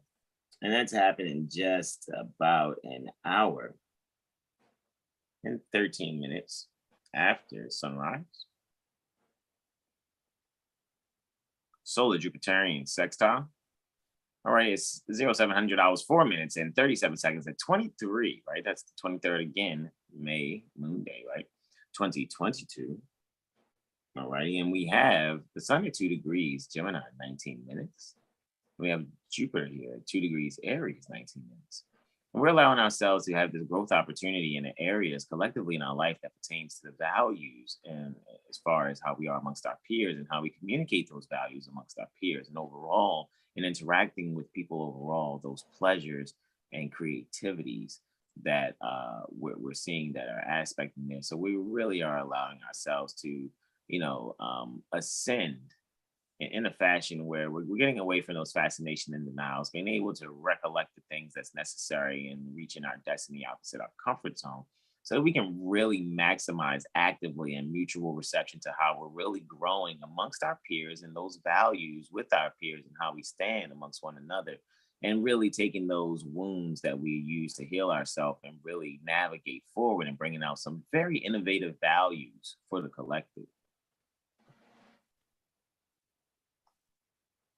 Luna is sextiling Uranus. That's what's next at about 1500 hours, 53 minutes and 32 seconds. There still for Moon Day, 23rd May 2022. And again, this is a Luna Uranian sextile, all right? So we have Luna here. Clearly, Luna is in the sixth house. All right, because sixth house cusp is here at 15 degrees, Pisces, 12 minutes. Luna's at 15 degrees, Pisces, 51 minutes. 51 is greater than 12. So therefore, Luna is in the sixth house. All righty. So with that being said, Luna there in Pisces in the sixth house, we really are bringing this home spiritual service together, or we're allowing our subconscious mind to really isolate things that will serve us better, so we do not be an enemy to oneself, while also doing that, making sure we're completely in harmony and an opportunity to grow innovatively, especially when it comes to seeing how we're going to sincerely transform, all right, sincerely transform those things, especially when it comes to how we're really finding some accidental dignity and favor, and how we're finding beauty and just actively being forward in probably some faded relationships, some as far as some things that deal with some wounded healing that is now, allowing itself to set. All right, it's kind of just, being buried, going away. All right, so just allow yourself to really just allow those values to extend, and it's going to happen in a way where you won't have to really try too much. That growth opportunity is going to present itself, and you just put in your 2 or 3 bricks, and then that'll be good enough, and then you'll see a great work from then, because you have really allowed yourself to really isolate not just your ego, but really isolate those things that are the dictates pertaining to your soul, so you can really be able to not just radically, however sincerely, assist those that really look for the value in your service to them, however, while also at the same time being able to communicate the importance and the transformation therefrom, so those they can value the interaction, as well as be able to find the pleasure in you taking your time to do whatever it was for you to be able to present whatever needed to be presented for that innovative idea to be shared amongst those with whom you with whom you partner. Let me say it like that. All right. And lastly, I have a Mercurial Martian. Goodness gracious, I got like Did I have like all I had not one square. I had just a conjunction, two ingresses, all trines and sextiles. I'm just really noticing that pattern. Okay, so Martian. Okay, we have a mercurial Martian sextile here. All right, so mercurial Martian sextile still. Let's hit that next button, right? All righty, so Martian, right? Mercurial. And Martian mercurial sextile here. So Mars is still in mutual reception with Jupiter here in the third house, right? So we're just really actively communicating. However, people may be allowing themselves to, keep yourself away from policy enforcement. Keep yourselves chill. Don't attract unnecessary attention to yourself. While at the same time being, just being creative. However, this might also be means where people might actually volunteer in things, something like that. I don't know. I kind of get the sense of like some security or policy enforcer based like activity for children, almost kind of like how people back in the day had the so-called police athletic leagues. That energy is kind of here in what I'm seeing. However, just to be a lot more realistic, we're just really actively instituting a communication, allowing ourselves to really expand the means of, hey, don't do this because this will be the outcome. So now we're really going back to, maybe look at some things where we're allowing the children that may have a certain fascination and denial of the way they like to play and be creative.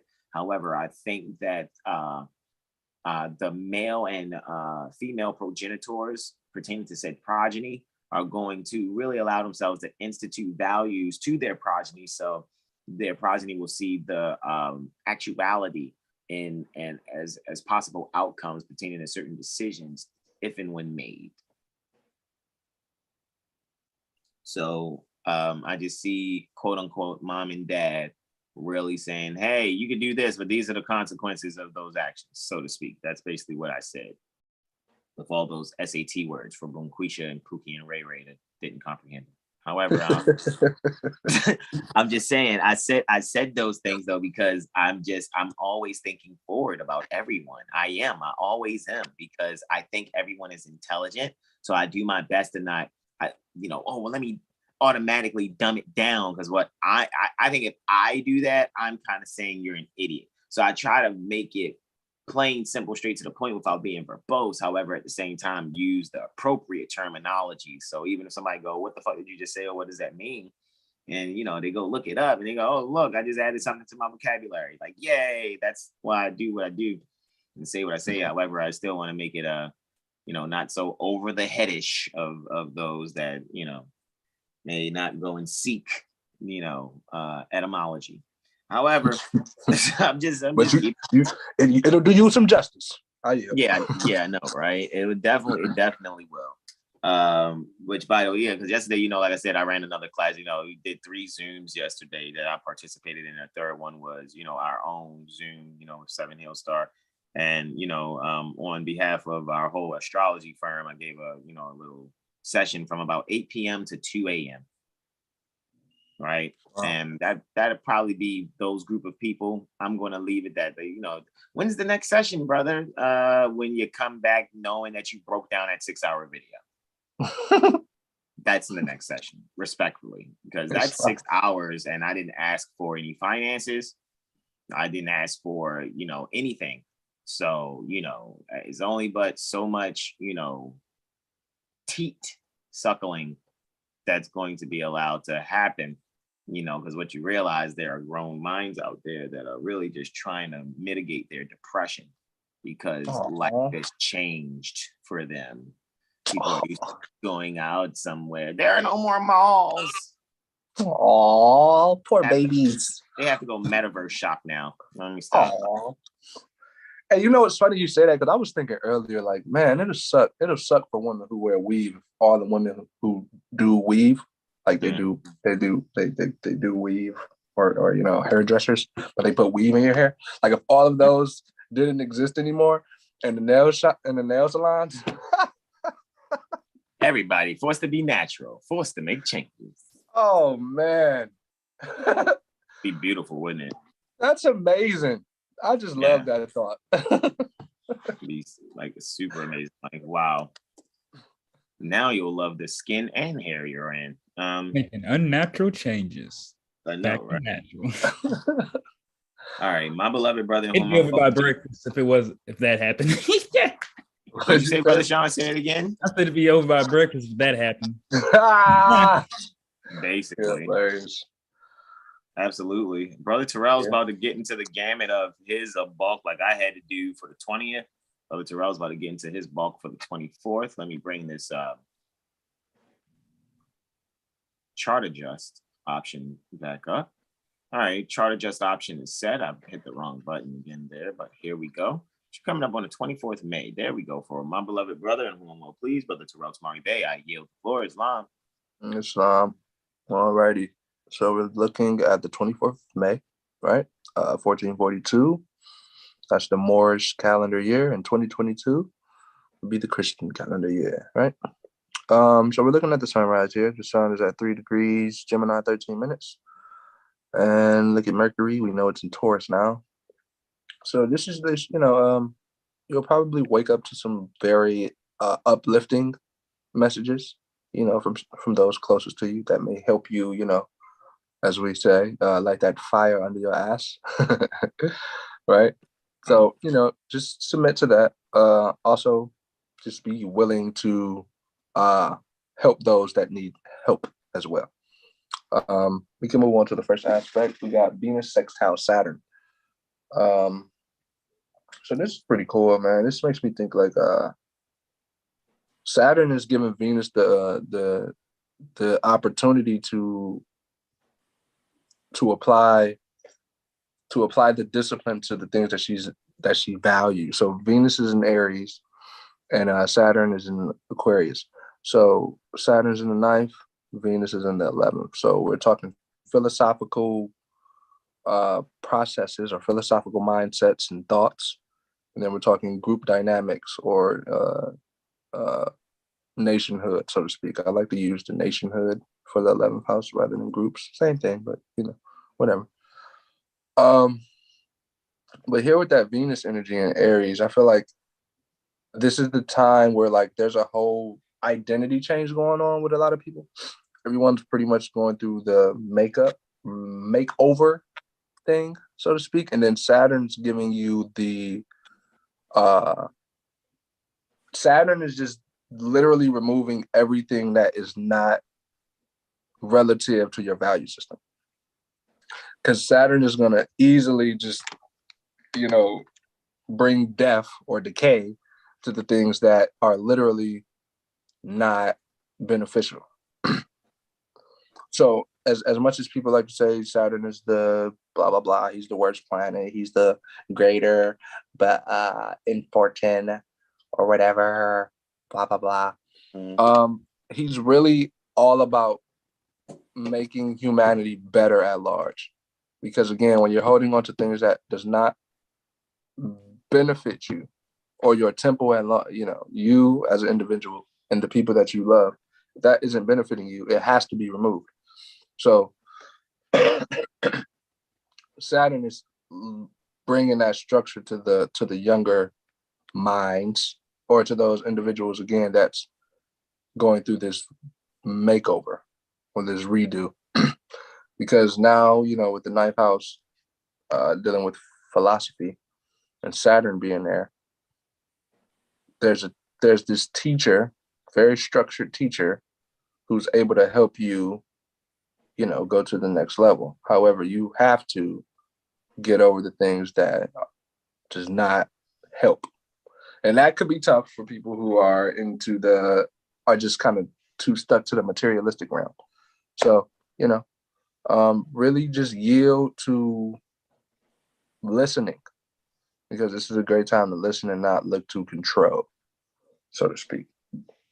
We can move on to the moon conjunct Neptune, right?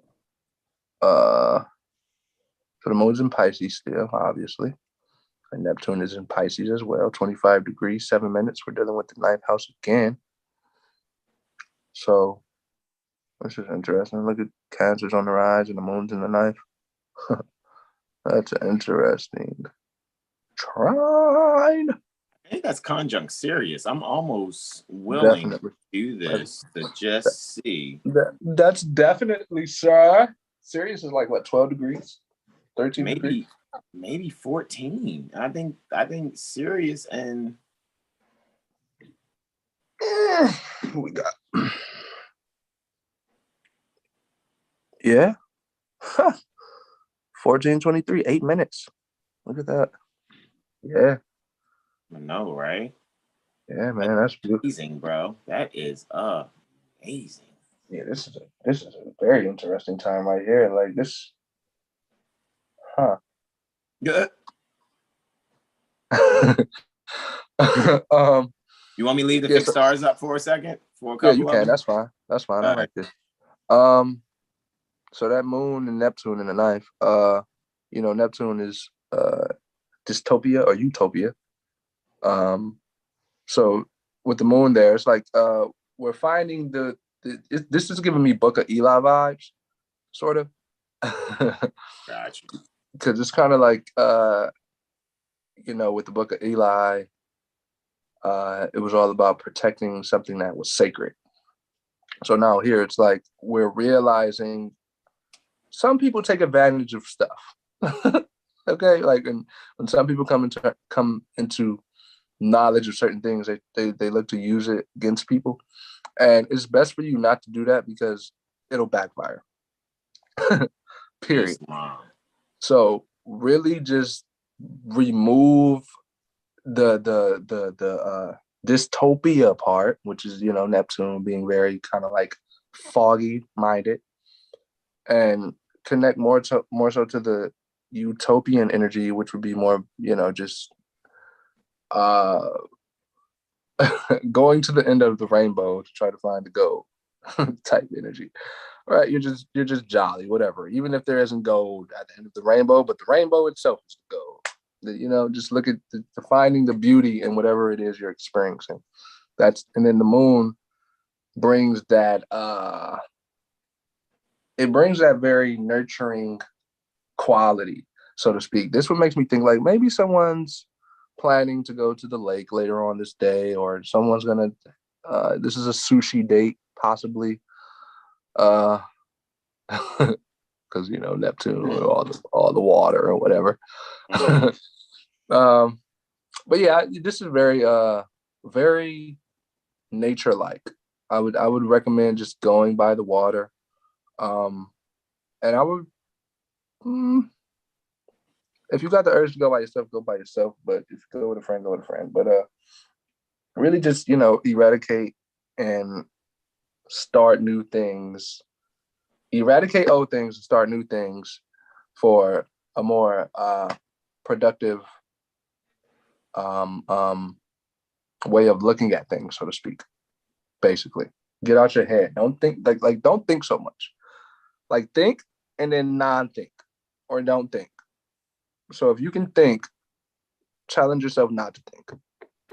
I can't do that. Well, you can't do it because you said you can't. All right. We're gonna move on. In words of the water boy, you can do it. You can do it. Moon sextiles Pluto. Right? That's funny, man, because Pluto loves to control Neptune. Pluto loves to control Neptune. It's like, you're gonna do what I say, you little one. Yeah, little bro. Yeah, bro. So here we're getting nitty gritty with the intensity. So the moon's in the 7th. Oh wow, look at that. So we're dealing with relationships. Who we're dealing with, and Pluto is in the 4th. All right, 28 degrees, 27 minutes. Then both. Yes. Yeah, this is cool. I like this. Look at Mars. He like, come talk to me. So talk to me. Yeah, Mars that conjunction with Shia. Say it again. Mars coming off that conjunction with Shia. Ah, yes. What is Shia again? Is that imprisonment? I think it's something like some type of fate or something. Fatalistic influence. Oh no, that's pasty. Extreme Suicide. misfortune, suicide, yeah. Mm-hmm. Drowning, perhaps a flock of crows. Why A flock something. of crows is called murder. It's Yeah, actually. If anybody didn't know that, literally, don't believe anything we're saying. But yeah, a flock of crows is called a murder of crows. All right, I yield to you, beloved brother. Islam. Yeah, so just really control yourself around this time. Definitely communicate and articulate your how you feel. Very, stand on your square firmly. However, there's no need to try to prove anything to anyone, because when you know the truth, why would I have to prove that to you? Right? There was a proverb.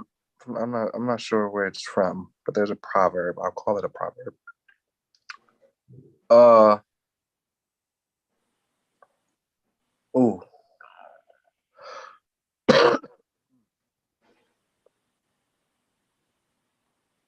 Wow, it just slipped my mind just like that. Okay. It's not. There's no need to try to argue with someone who is stuck in their belief system, right? So just with that knowledge, you just articulate what needs to be articulated properly, and then you move on. Because it's like, again, you don't have to try to prove yourself to someone who doesn't listen. They're not even listening to what you're saying. They're just watching you talk so they can respond. So being able to identify that will eradicate all uncomfortable situations, so to speak. And Pluto, will do his thing with control. So just dominate effectively and be open to, again, the differences. However, no need to really try to force anybody into thinking how you think, because again, your energy and what you do speaks for itself. So, you don't really have to try to spoon feed anyone. Goodness gracious. So really just, pay attention to, the control and the power influences, or the ego influences, and just really eradicate them with sincerity and truth, and being very nurturing in your approach as well. Moving on to Moon sextile Mercury. So now, this is more communication and practicality, so to speak. So Moon is going to do his thing opposing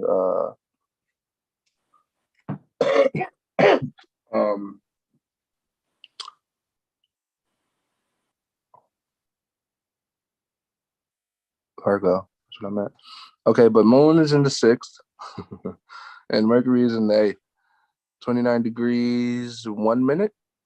Yes, 29 degrees, 1 minute. Mercury and the Moon. So here, wow, look at that. Venus. Halcón.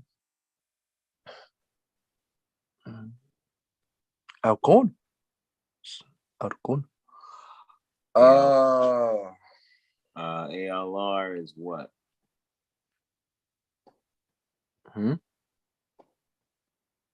Aurisha is what is coming up on. Talking about Venus. When you said Venus, I was looking at. Oh, okay, I get you. You're good, but you're talking about Mercury coming up, separating from Algol. Yeah, and Halcón. Oh, that's not Halcón. What is that? Oh, you talking about 0? ALC. Oh, that is Halcón. Yeah, that is Halcón. I thought so. I was thinking a Y would be there instead of a C. But okay. This is a readjustment with our day-to-day living. Where instead of thinking about how we're gonna do it, we're writing down our day-to-day routine. So from, let's just say, from 8 a.m. to 10 a.m. For 30 minutes in that 2 hour increment. For 30 minutes, work out. Another 30 minutes, read. Another 30 minutes, work out. Another 30 minutes, read. Like that, instead of just having it in your mind, it's being written on paper for more proper consideration, because you can go to it and see it instead of just, having it in your head. You're basically putting it on the wall or wherever in your domicile, so you can always go to it and know your hourly plan. So every hour is ruled by a sign. I mean, by a by a planet, not by a sign. Each hora is ruled by a planet, so that correlates to what the whole readjustment of one's, again, day-to-day routine. However, that Mercury in the 8th, I feel like a lot of beings definitely will be going back into their notebooks from years ago and coming to terms with some knowledge that was in those notebooks and how it makes sense now. And Brother Hassan said that earlier. And so around this time, it'll be like quadrupled.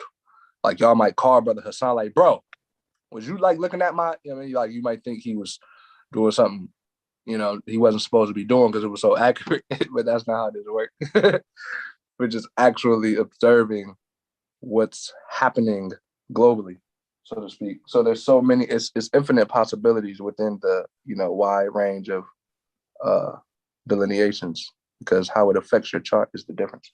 But yeah, that just really being open to what's helping you, let's just say, get out your little shell, so to speak. Just speak up and be comfortable with making people uncomfortable, so to speak. As long as you're not harming them. Moon conjunct Mars is the next aspect. So Moon is in Pisces, Mars is in Pisces. It's like 29 degrees. That's at 54, so it's probably like 29 degrees, like 57. And then for the sound, like I said, yeah, 29 degrees, 57 minutes in the 5th. All righty. Scorpio on the rise. That's interesting. This is a very spicy moment. Caliente. I could see the babies at this moment being the life of the party, so to speak. The babies are bringing everyone onto the dance floor, so to speak. Or we could dance floor. Okay. Or again, like I was saying earlier with the sushi thing, definitely wanting to experience some sort of restaurant that you've never been to, just doing something that's very entertaining. However, you've never done it before. So, just doing something different. We're dealing with Pisces and water, stuff like that. It's the springtime. So people want to go to the lake probably all the time, and the beach, in the swimming pools or whatever. Anyway, hold on.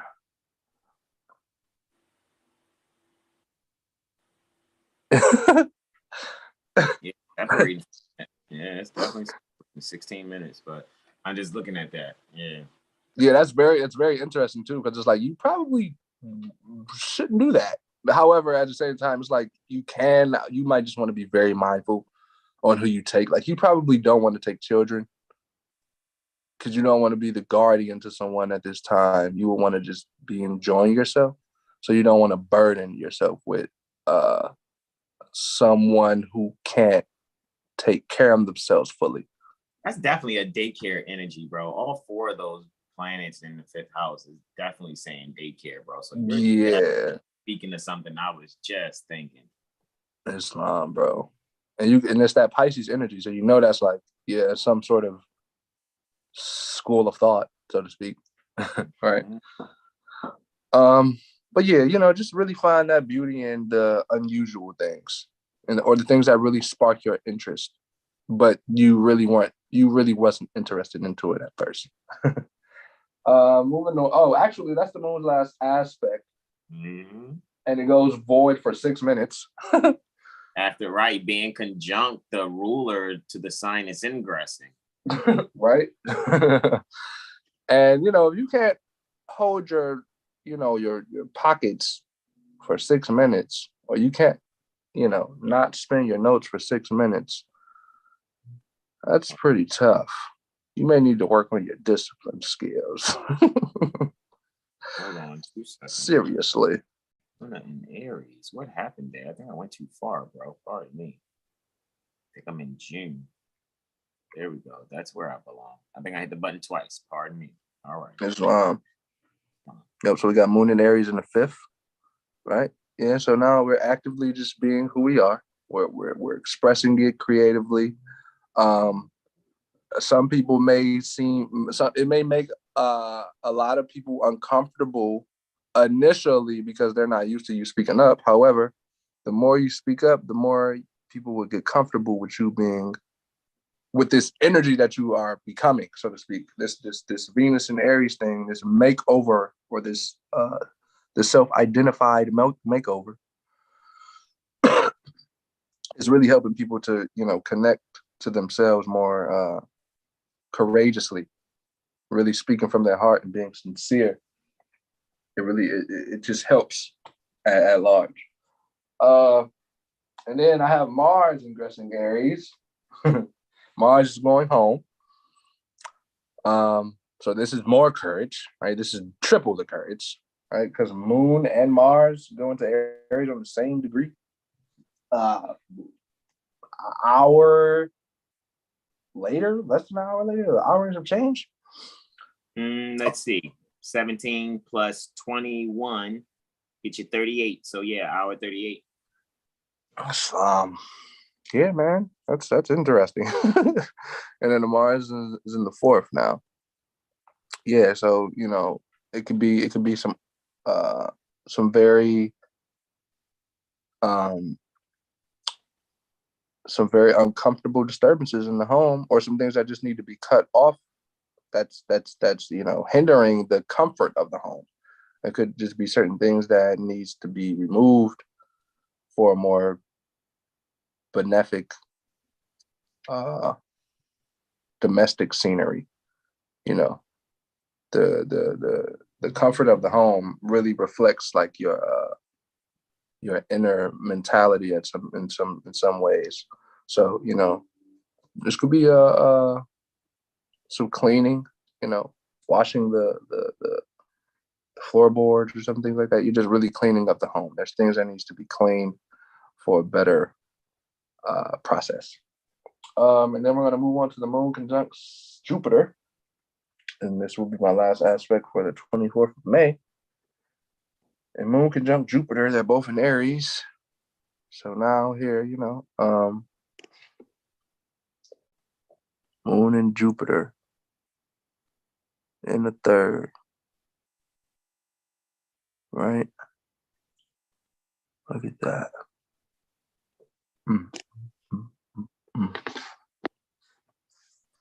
Yeah, so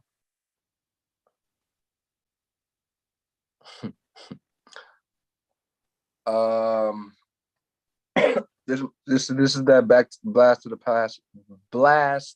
past again, so to speak.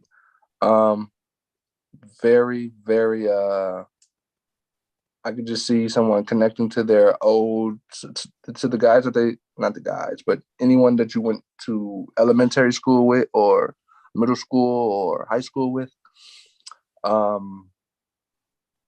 You could be seeing those people being out and about, so to speak. That's your type of thing. However,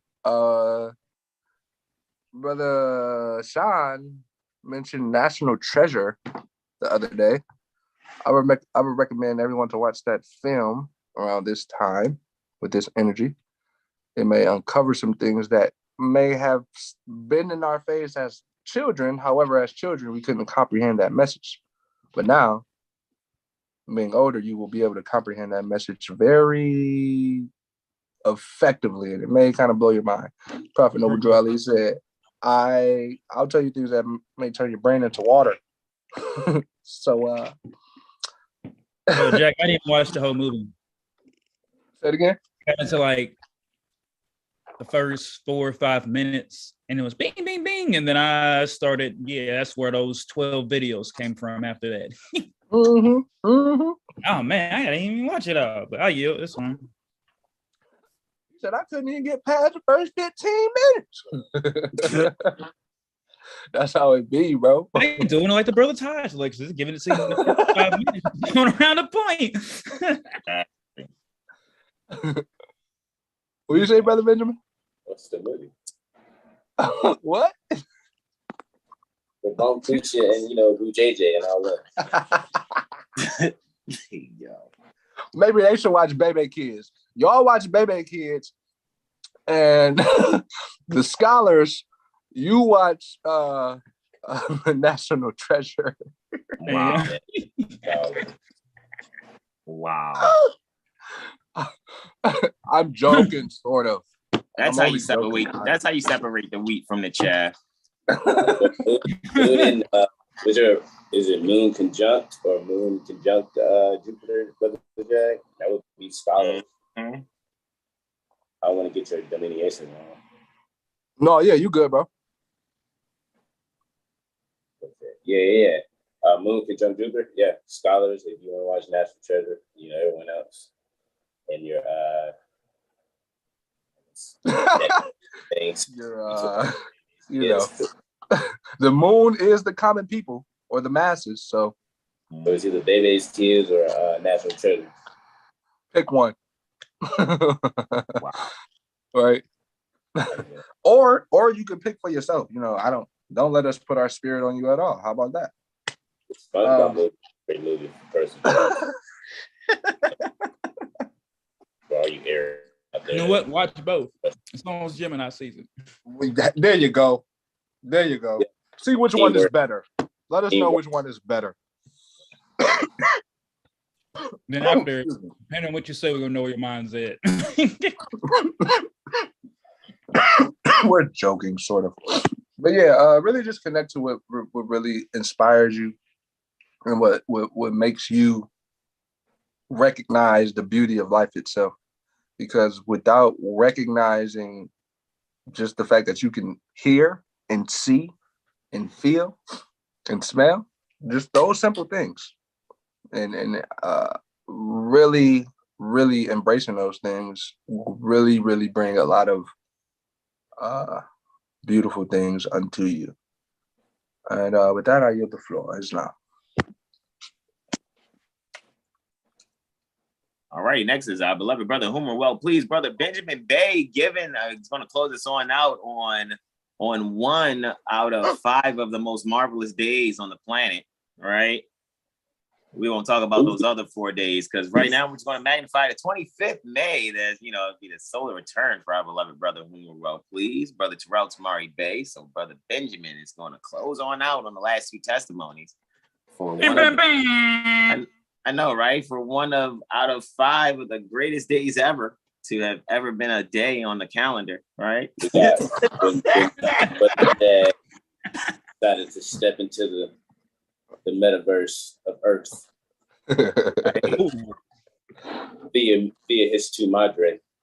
We thank you, Tu Madre of Brother Jack. Exactly, right? So that'll be next. All right. I did. But right. I got the 25th of May. All right, I don't want to get ahead of myself here. You want me to go back to the purple and orange? Oh no, you saw it. Right. Oh, it's at the top. I see. May 25th at the top in the yellow is on. I got it. May 25th. Over here too. Wednesday, May 25th, 2022. 500 hours, 50 minutes. 15 seconds, Baltimore, we're talking to you. And right now, your mind in one place and heart in another, as Drake would say. And we'll see where those are located. Those are located, the moon is in the 11th house and the sun is in the... Hold on, let's see. Yeah, it's happening before. Yeah, there you go. There's your aspect. the second house, you got the moon in the finances, and you got the fourth house right there with the sun is holding in 4 degrees Gemini, 0 minutes. So you got finances and you have home. And right now you could be thinking being headstrong in your finances. So someone could have like, boom, cliche that, broke you off some bread. And you're like, oh man, boom, I'm gonna go get this. But it's like, hold up, you know, it would be wise not to do that. Although Aries wants you to make quick decisions when it's regarding your finances, just make sure that the quick decision is necessary. You know, kind of like a punch. You know, you can always punch somebody, but make sure it's the necessary punch. You know what I mean? And you have Venus there in the second house in Aries as well. So that your eyes can be like this. Oh my God, I really want that. And it could be impulsive, but you know, just hold down, you know, because there's a square going on, if I'm correct. Yeah. No, sextile. Correct myself. There's a sextile between the sun and the moon in the fourth house. So yeah, use that impulsiveness for an opportunity of growth for the home. So like I said, if that punch is going to be like a lucrative punch, make sure that it's lucrative and it seeps into your home, you know, and have a duality complex, you know. So you get like a 2-for-1 punch because you got Gemini. The sun is holding Gemini there. So, you know, you're going to be getting, you know, maybe 2 of things, or, oh, I need a backup type deal because Mercury is in retrograde as well. So we have to take that into consideration because there's an influence that the sun is on the Mercury, you know, so you could be going out getting things that are double. So now that your eyes are so big, oh my God, I get to get that. You got 2 of them now. So now that would benefit, but make sure it's something that you can actually use, kind of like ink. So you can double up on like paper, you know, those type of things, you know, that could, you know, cover your home and, you know, and expand and secure your person, your finances, and also the children as well. Secure, because you have the moon, mother, and when I see Aries, I see children as well. So you could be going over financial things regarding, you know, the children, giving the children things. And I'll yield there basically on the sun, sextile, the moon. You know, put your finances in a place of opportunity of growth pertaining to the home. And we have one more. Also, like my brother Jack said, but it's on my delineation day as well. The moon is in Aries as overall, you know, so as a society. You know, as a society, I don't want to use society as like a military term. As far as, you know, is that a society? We're study beings as far as the moon. I know astrologically we can say moon society, but you know, we want to be jurisprudent as well. You know, we always try to see if we can mesh those. So, don't want to call the public like he's soldiers or anything like that, you know, free beings here. But the next one is Mercury trine Pluto. I already said that. Yeah, Mercury in the 7th house retrograde of relationships in Taurus. Pluto in the 3rd house of communications in Capricorn, 28 degrees, 27 minutes retrograde. So how relating our values or, you know, resources and communicating those in a transformative fashion. You know, are we gaining ideas that will construct, you know, the values relating, you know, to how we're going to communicate, building, you know, for the future. You know, because when you come together and unite, you know, you're uniting like 2 quote unquote kingdoms, whatever you have and whatever the other person have, and you come and, you know, you want to balance that out and you want to communicate that correctly. And when it comes to bringing, you know, quote unquote new things together, there has to be a quote unquote death and rebirth in that, you know, so you communicate. This is a clean slate. We'll take this off because Pluto is ruled by Mars, so there is some taking away or some trimming down. So, you know, how will you trim down what you value without, you know, throwing the baby out with the bathwater? You know what I'm saying? You want to make sure everybody is taken care of here. So with the 6 side, yes, trying. So there will be harmony in how you communicate your values and relating with others. You know what I'm saying? So just take the opportunity to not just, you know, effort, because Mercury's retrograde and you could not want to speak about things, or it could be things hidden that, you know, come to the forefront as well. Because once you like go to the bare bone of it all, like Pluto does, like Pluto, you know, it's generational. So if ever it's going to be instituted right now, it's going to be instituted for a while. So whatever was disharmonized, you know, has no choice but to have harmony now because Mercury retrograde is going to, like, you know, disroot it up, you know. So you being a hater or bust or anything, you know, don't worry about it. Nature's going to come, you know, and get you right out there so we can move on. But, you know, in conclusion, communicate with a pure heart and the opportunity of a different rebirth, you know, and the things that you want to future build for yourself and for your loved ones that you value. Are you? Yeah, legit. Gratitude indeed, beloved brother. Excellent to all my beloved brothers in whom I'm well pleased. That concludes our 7-day Tropic Medical Astro Weather Report.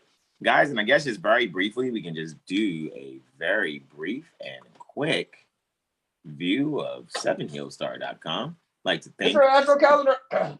I know, right? Get that Astro calendar. I'd like to thank Brother Terrell Tamari Bay, Brother Benjamin Bay, and Brother Sean for joining us in the box there. All right, let me hit this screen share here just very briefly, and I'm gonna go to what I have what I have saved, pardon me, on my home screen, guys. Look right here on my home screen. I have 7HealStar.com already saved from when I went to 7HealStar.com in my browser, and I put save to my homepage. So therefore, I have 7HealStar as an app ready to go already on my homepage, right? So that I can just access it immediately for when I'd like to go and see maybe the latest weather report or anything else I can get access to. Maybe I want to check out Brother Sean's reports. And I want to book a mirror session with Brother Jag, you know, so you guys can go and do that. Maybe you guys want to get some of that One Heart Supplement CMOS from Brother Corey. You go to that About Us page and you'll learn all about us, all 5 of us, Brother Benjamin, Brother Sean, Brother Terrell, Brother Corey, and I, Brother Hassan, guys, the Obey.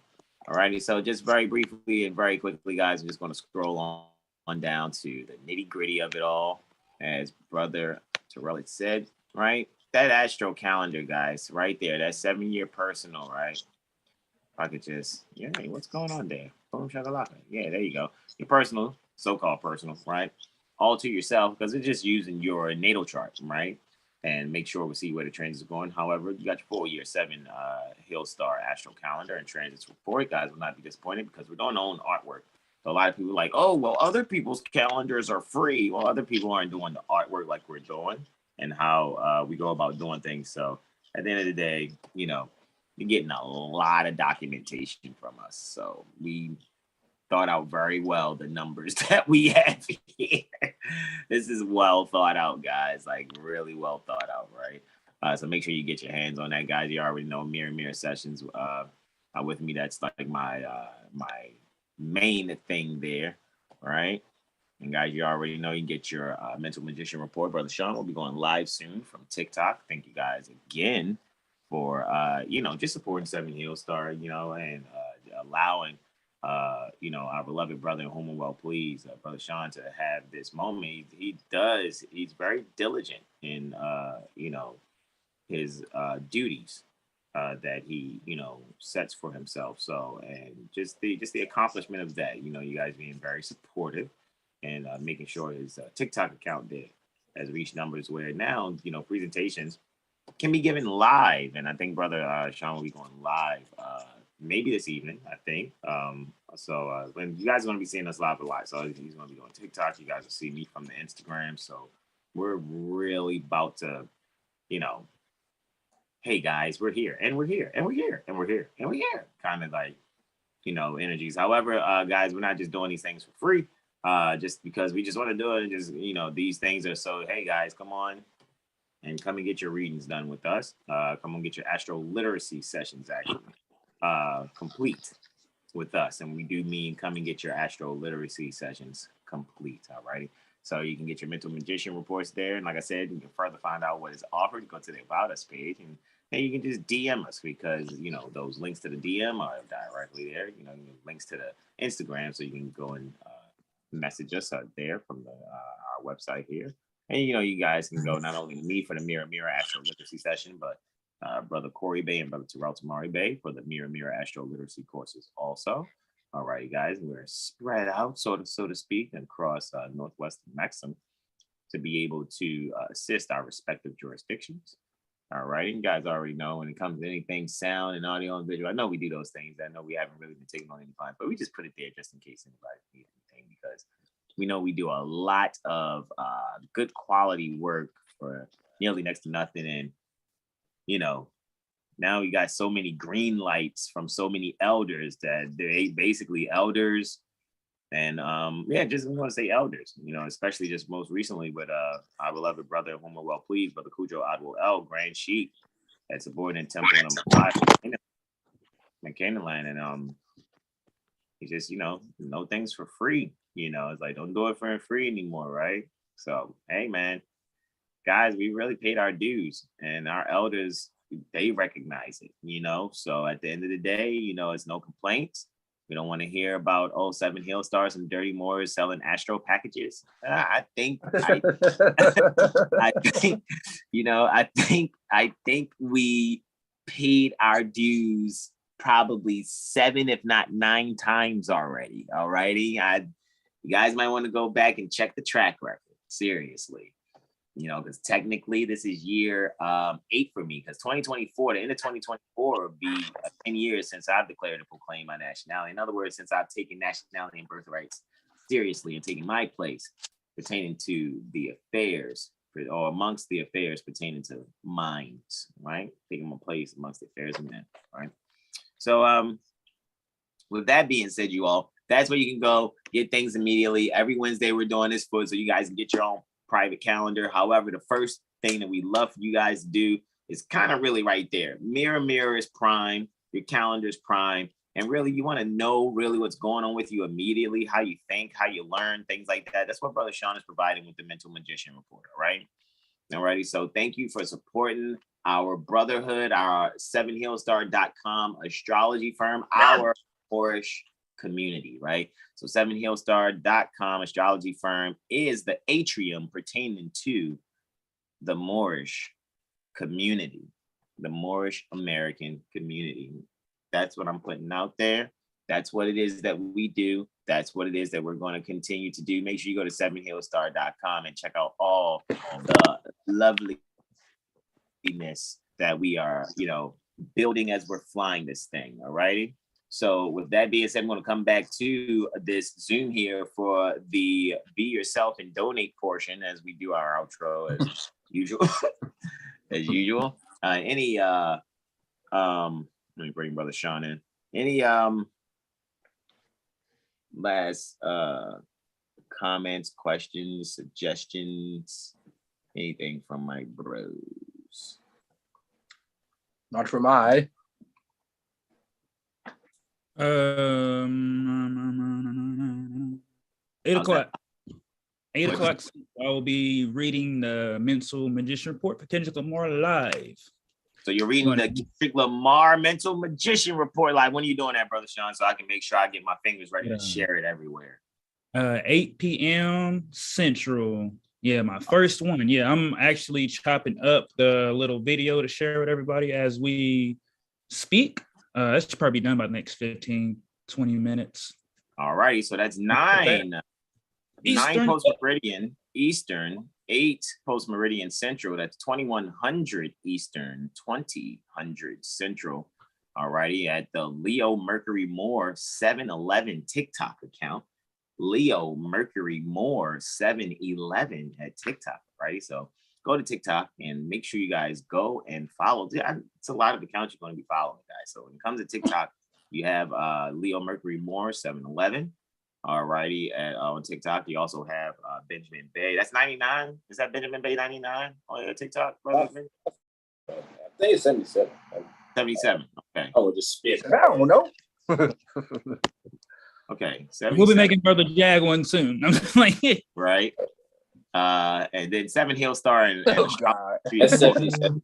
You guys already know. You can go and Google 7HealStar and Astrology Street, and you'll find every social media that you know our umbrella is on, so to speak, right? Our umbrella, right?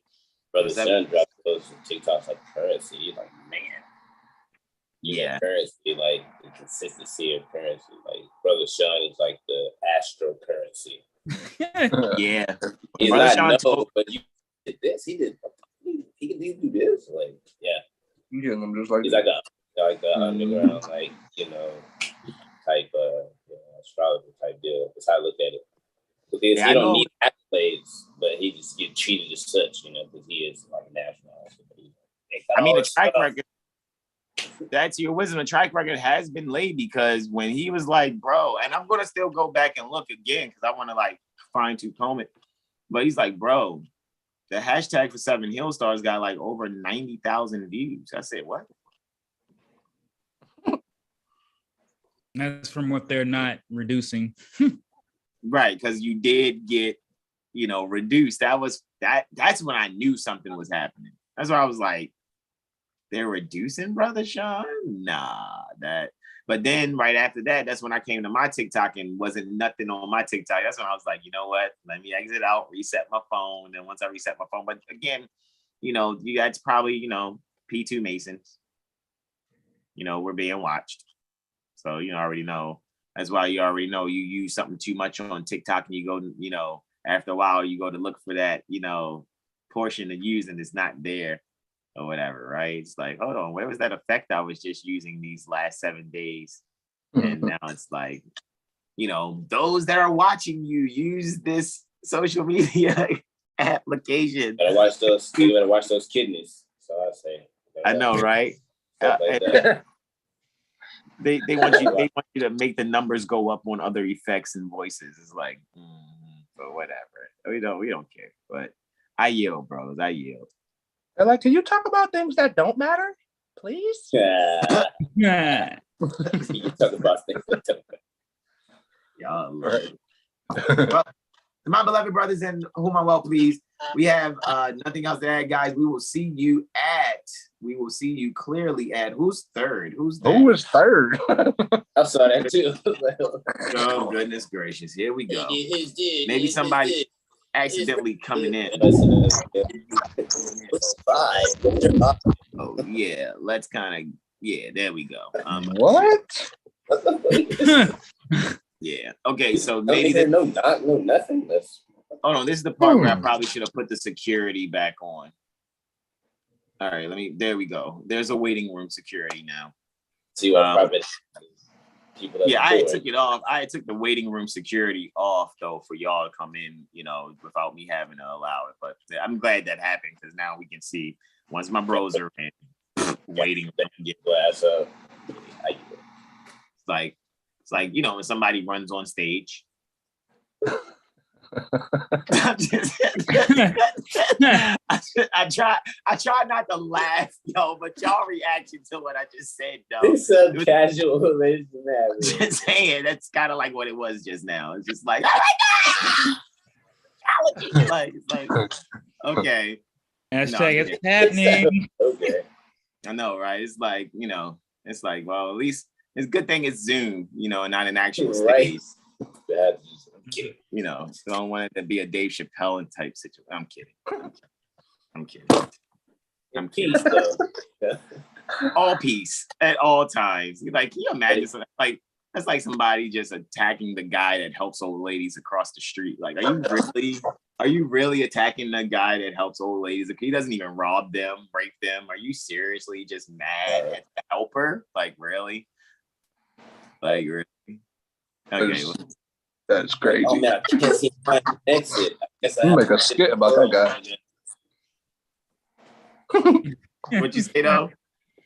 I said we make a skit about that guy. Yeah, it's Islam, indeed. And what would you say, Brother Benjamin? For sure. Hashtag that guy. No. Don't eat people that.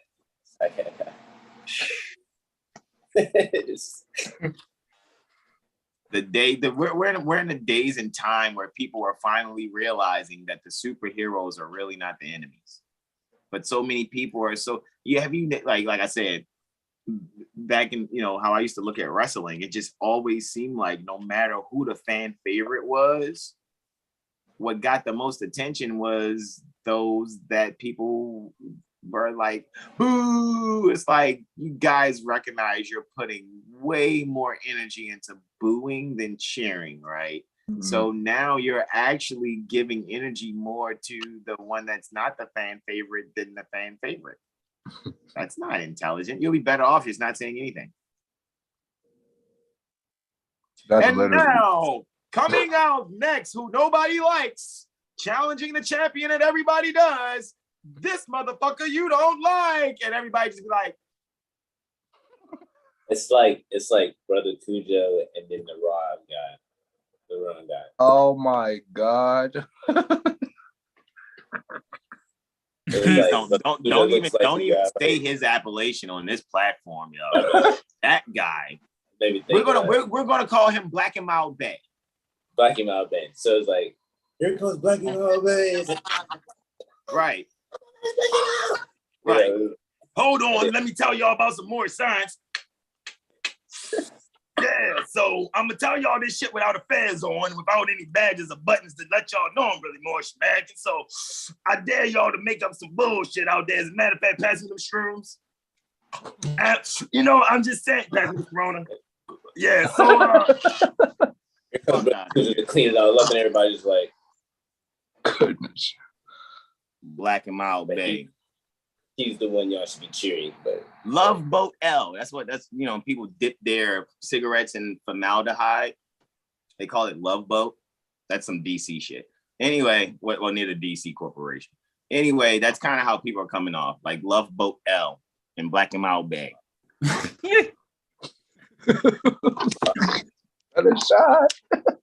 Love Boat is what they call angel dust, right? So people will take formaldehyde, which they like take from funeral homes and embalm bodies in. So people are taking embalming fluid, dipping their cigarettes in this. If you ever heard people call it dip or that boat on that dust, like sometimes people is kind of like, I'm telling you, bro, that's how a lot of people are sounding. I think it's ice out here. I heard like dust like that's ice. meth. When they talk about ice, that's like meth.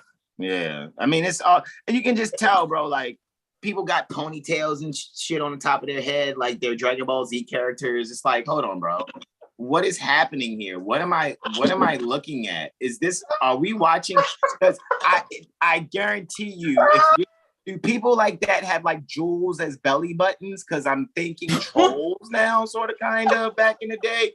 And it's like, what's really happening here? Like, I am seeing college men, though, looking like the girl that can't really get a man, but she is really lacing everybody in the night because nobody wants to really hold her hand when the sun's up, but everybody goes to holler at her at nighttime. So these guys are coming out looking like her.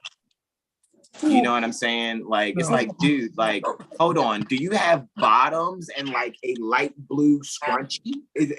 Hold on. Am I saying Scrunchie? What am I saying?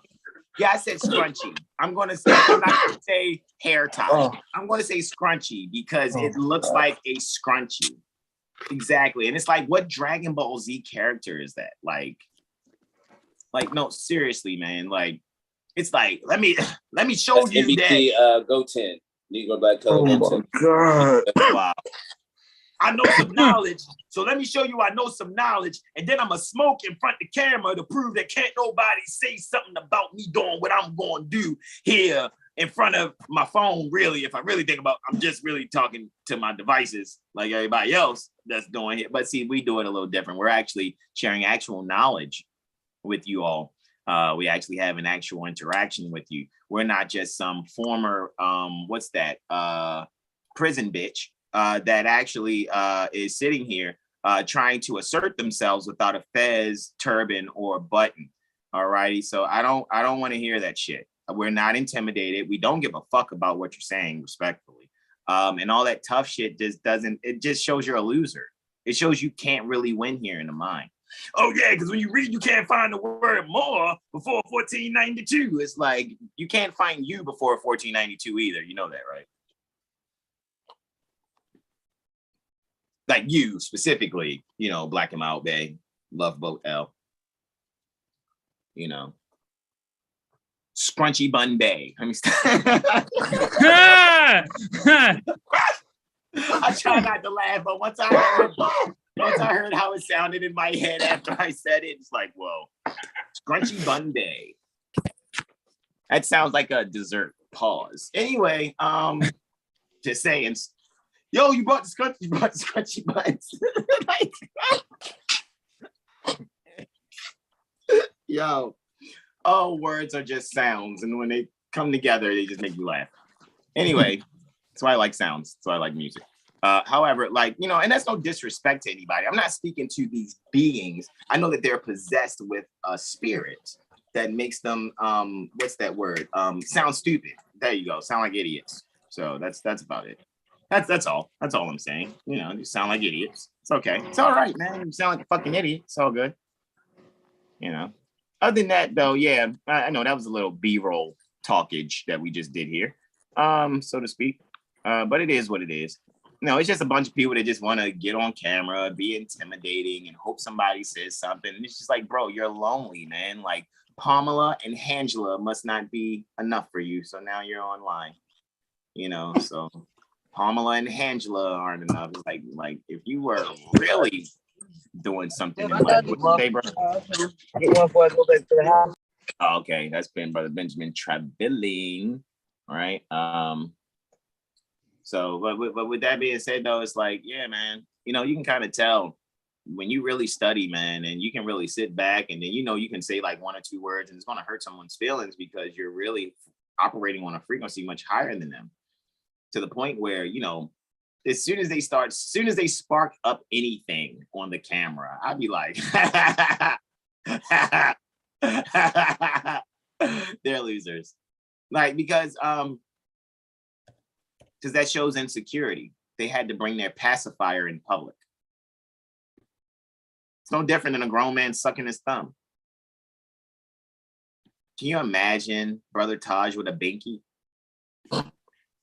see what happens when I put it like, that's what I'm saying. That's what I'm gonna smoke my black and my. You might as well be fucking Maggie Simpson, bro. Maggie Simpson Bay. There we go. That's what we'll call them. There we go. But how many appellations are we coming up with for Dirty Moors here? You know, anyway. Goodness, I'm so honorable. I'm still coming up with appellations. Look at how my mind works. I can't even fucking front. Anyway. Yeah. Questions, comments, and or suggestions to my brothers. You can't beat me here. All right, anyway. Oh man, they're just funny. They're not even, I would call them clowns, but again, that would mean being honorable, saying that they actually have something to bring that's worth listening to, and they don't. So you know what they are at the circus? What's those things that fall behind elephants? Oh, pieces of shit. There you go. That's what's at the circus. Pieces of elephant shit. That's probably what they could be labeled as. So anyway, no questions, comments, and or suggestions, guys. And I'm saying that with love, right? And honor, right? I'm fully honoring my ancient foremothers and forefathers so that my days may be long upon the earth land, being pure heart, being sincere intent, being love, and being honored, keeping Prophet Noble Drew Ali at the forefront of my mind, right? Because you can't beat me here. So don't try to, I want to fight all of a sudden. That's okay, Black and Mild Day. It's all right, Maggie Simpson Day. Love Boat L, right? Scrunchy Bun Day and them. All right, anyway. Be yourselves and donate. Donatus, right? No, All righty. Love my brothers. I'll probably be calling y'all on the phone soon. Probably. Did I make a mistake and hit a button here? Woo-hoo. I did. I get it. Oh, I don't get it, Jack, every time. Yeah, nah. One of these days, one of these days. Everybody be yourselves and donate. And I'm going to go out with the brother Corey Sprinkles on y'all to say, don't be a dirty Moor and don't be a dirty whore. Not the Black and Mild. I'm sorry. I'm done. My bad. That's Benjamin. That's third house. That's third house of the lungs. I know. When I'm saying don't be a dirty Moor, don't be a dirty whore, is I'm speaking to the adultery in the spirit. You know, when they brought the woman caught in adultery in John 8, you know what I'm saying? And what I'm actually saying is, you know what I mean? Don't allow people to try to corner you into being someone that has to capitulate to their ways of thinking in their jurisdiction when they're fucking frauds that have abandoned their platform. Abandoned the platform, right? So I love my beloved brothers in whom I'm well pleased. I'm going to say my namaste to you all. Islam, Islam, Islam. Peace and love. People.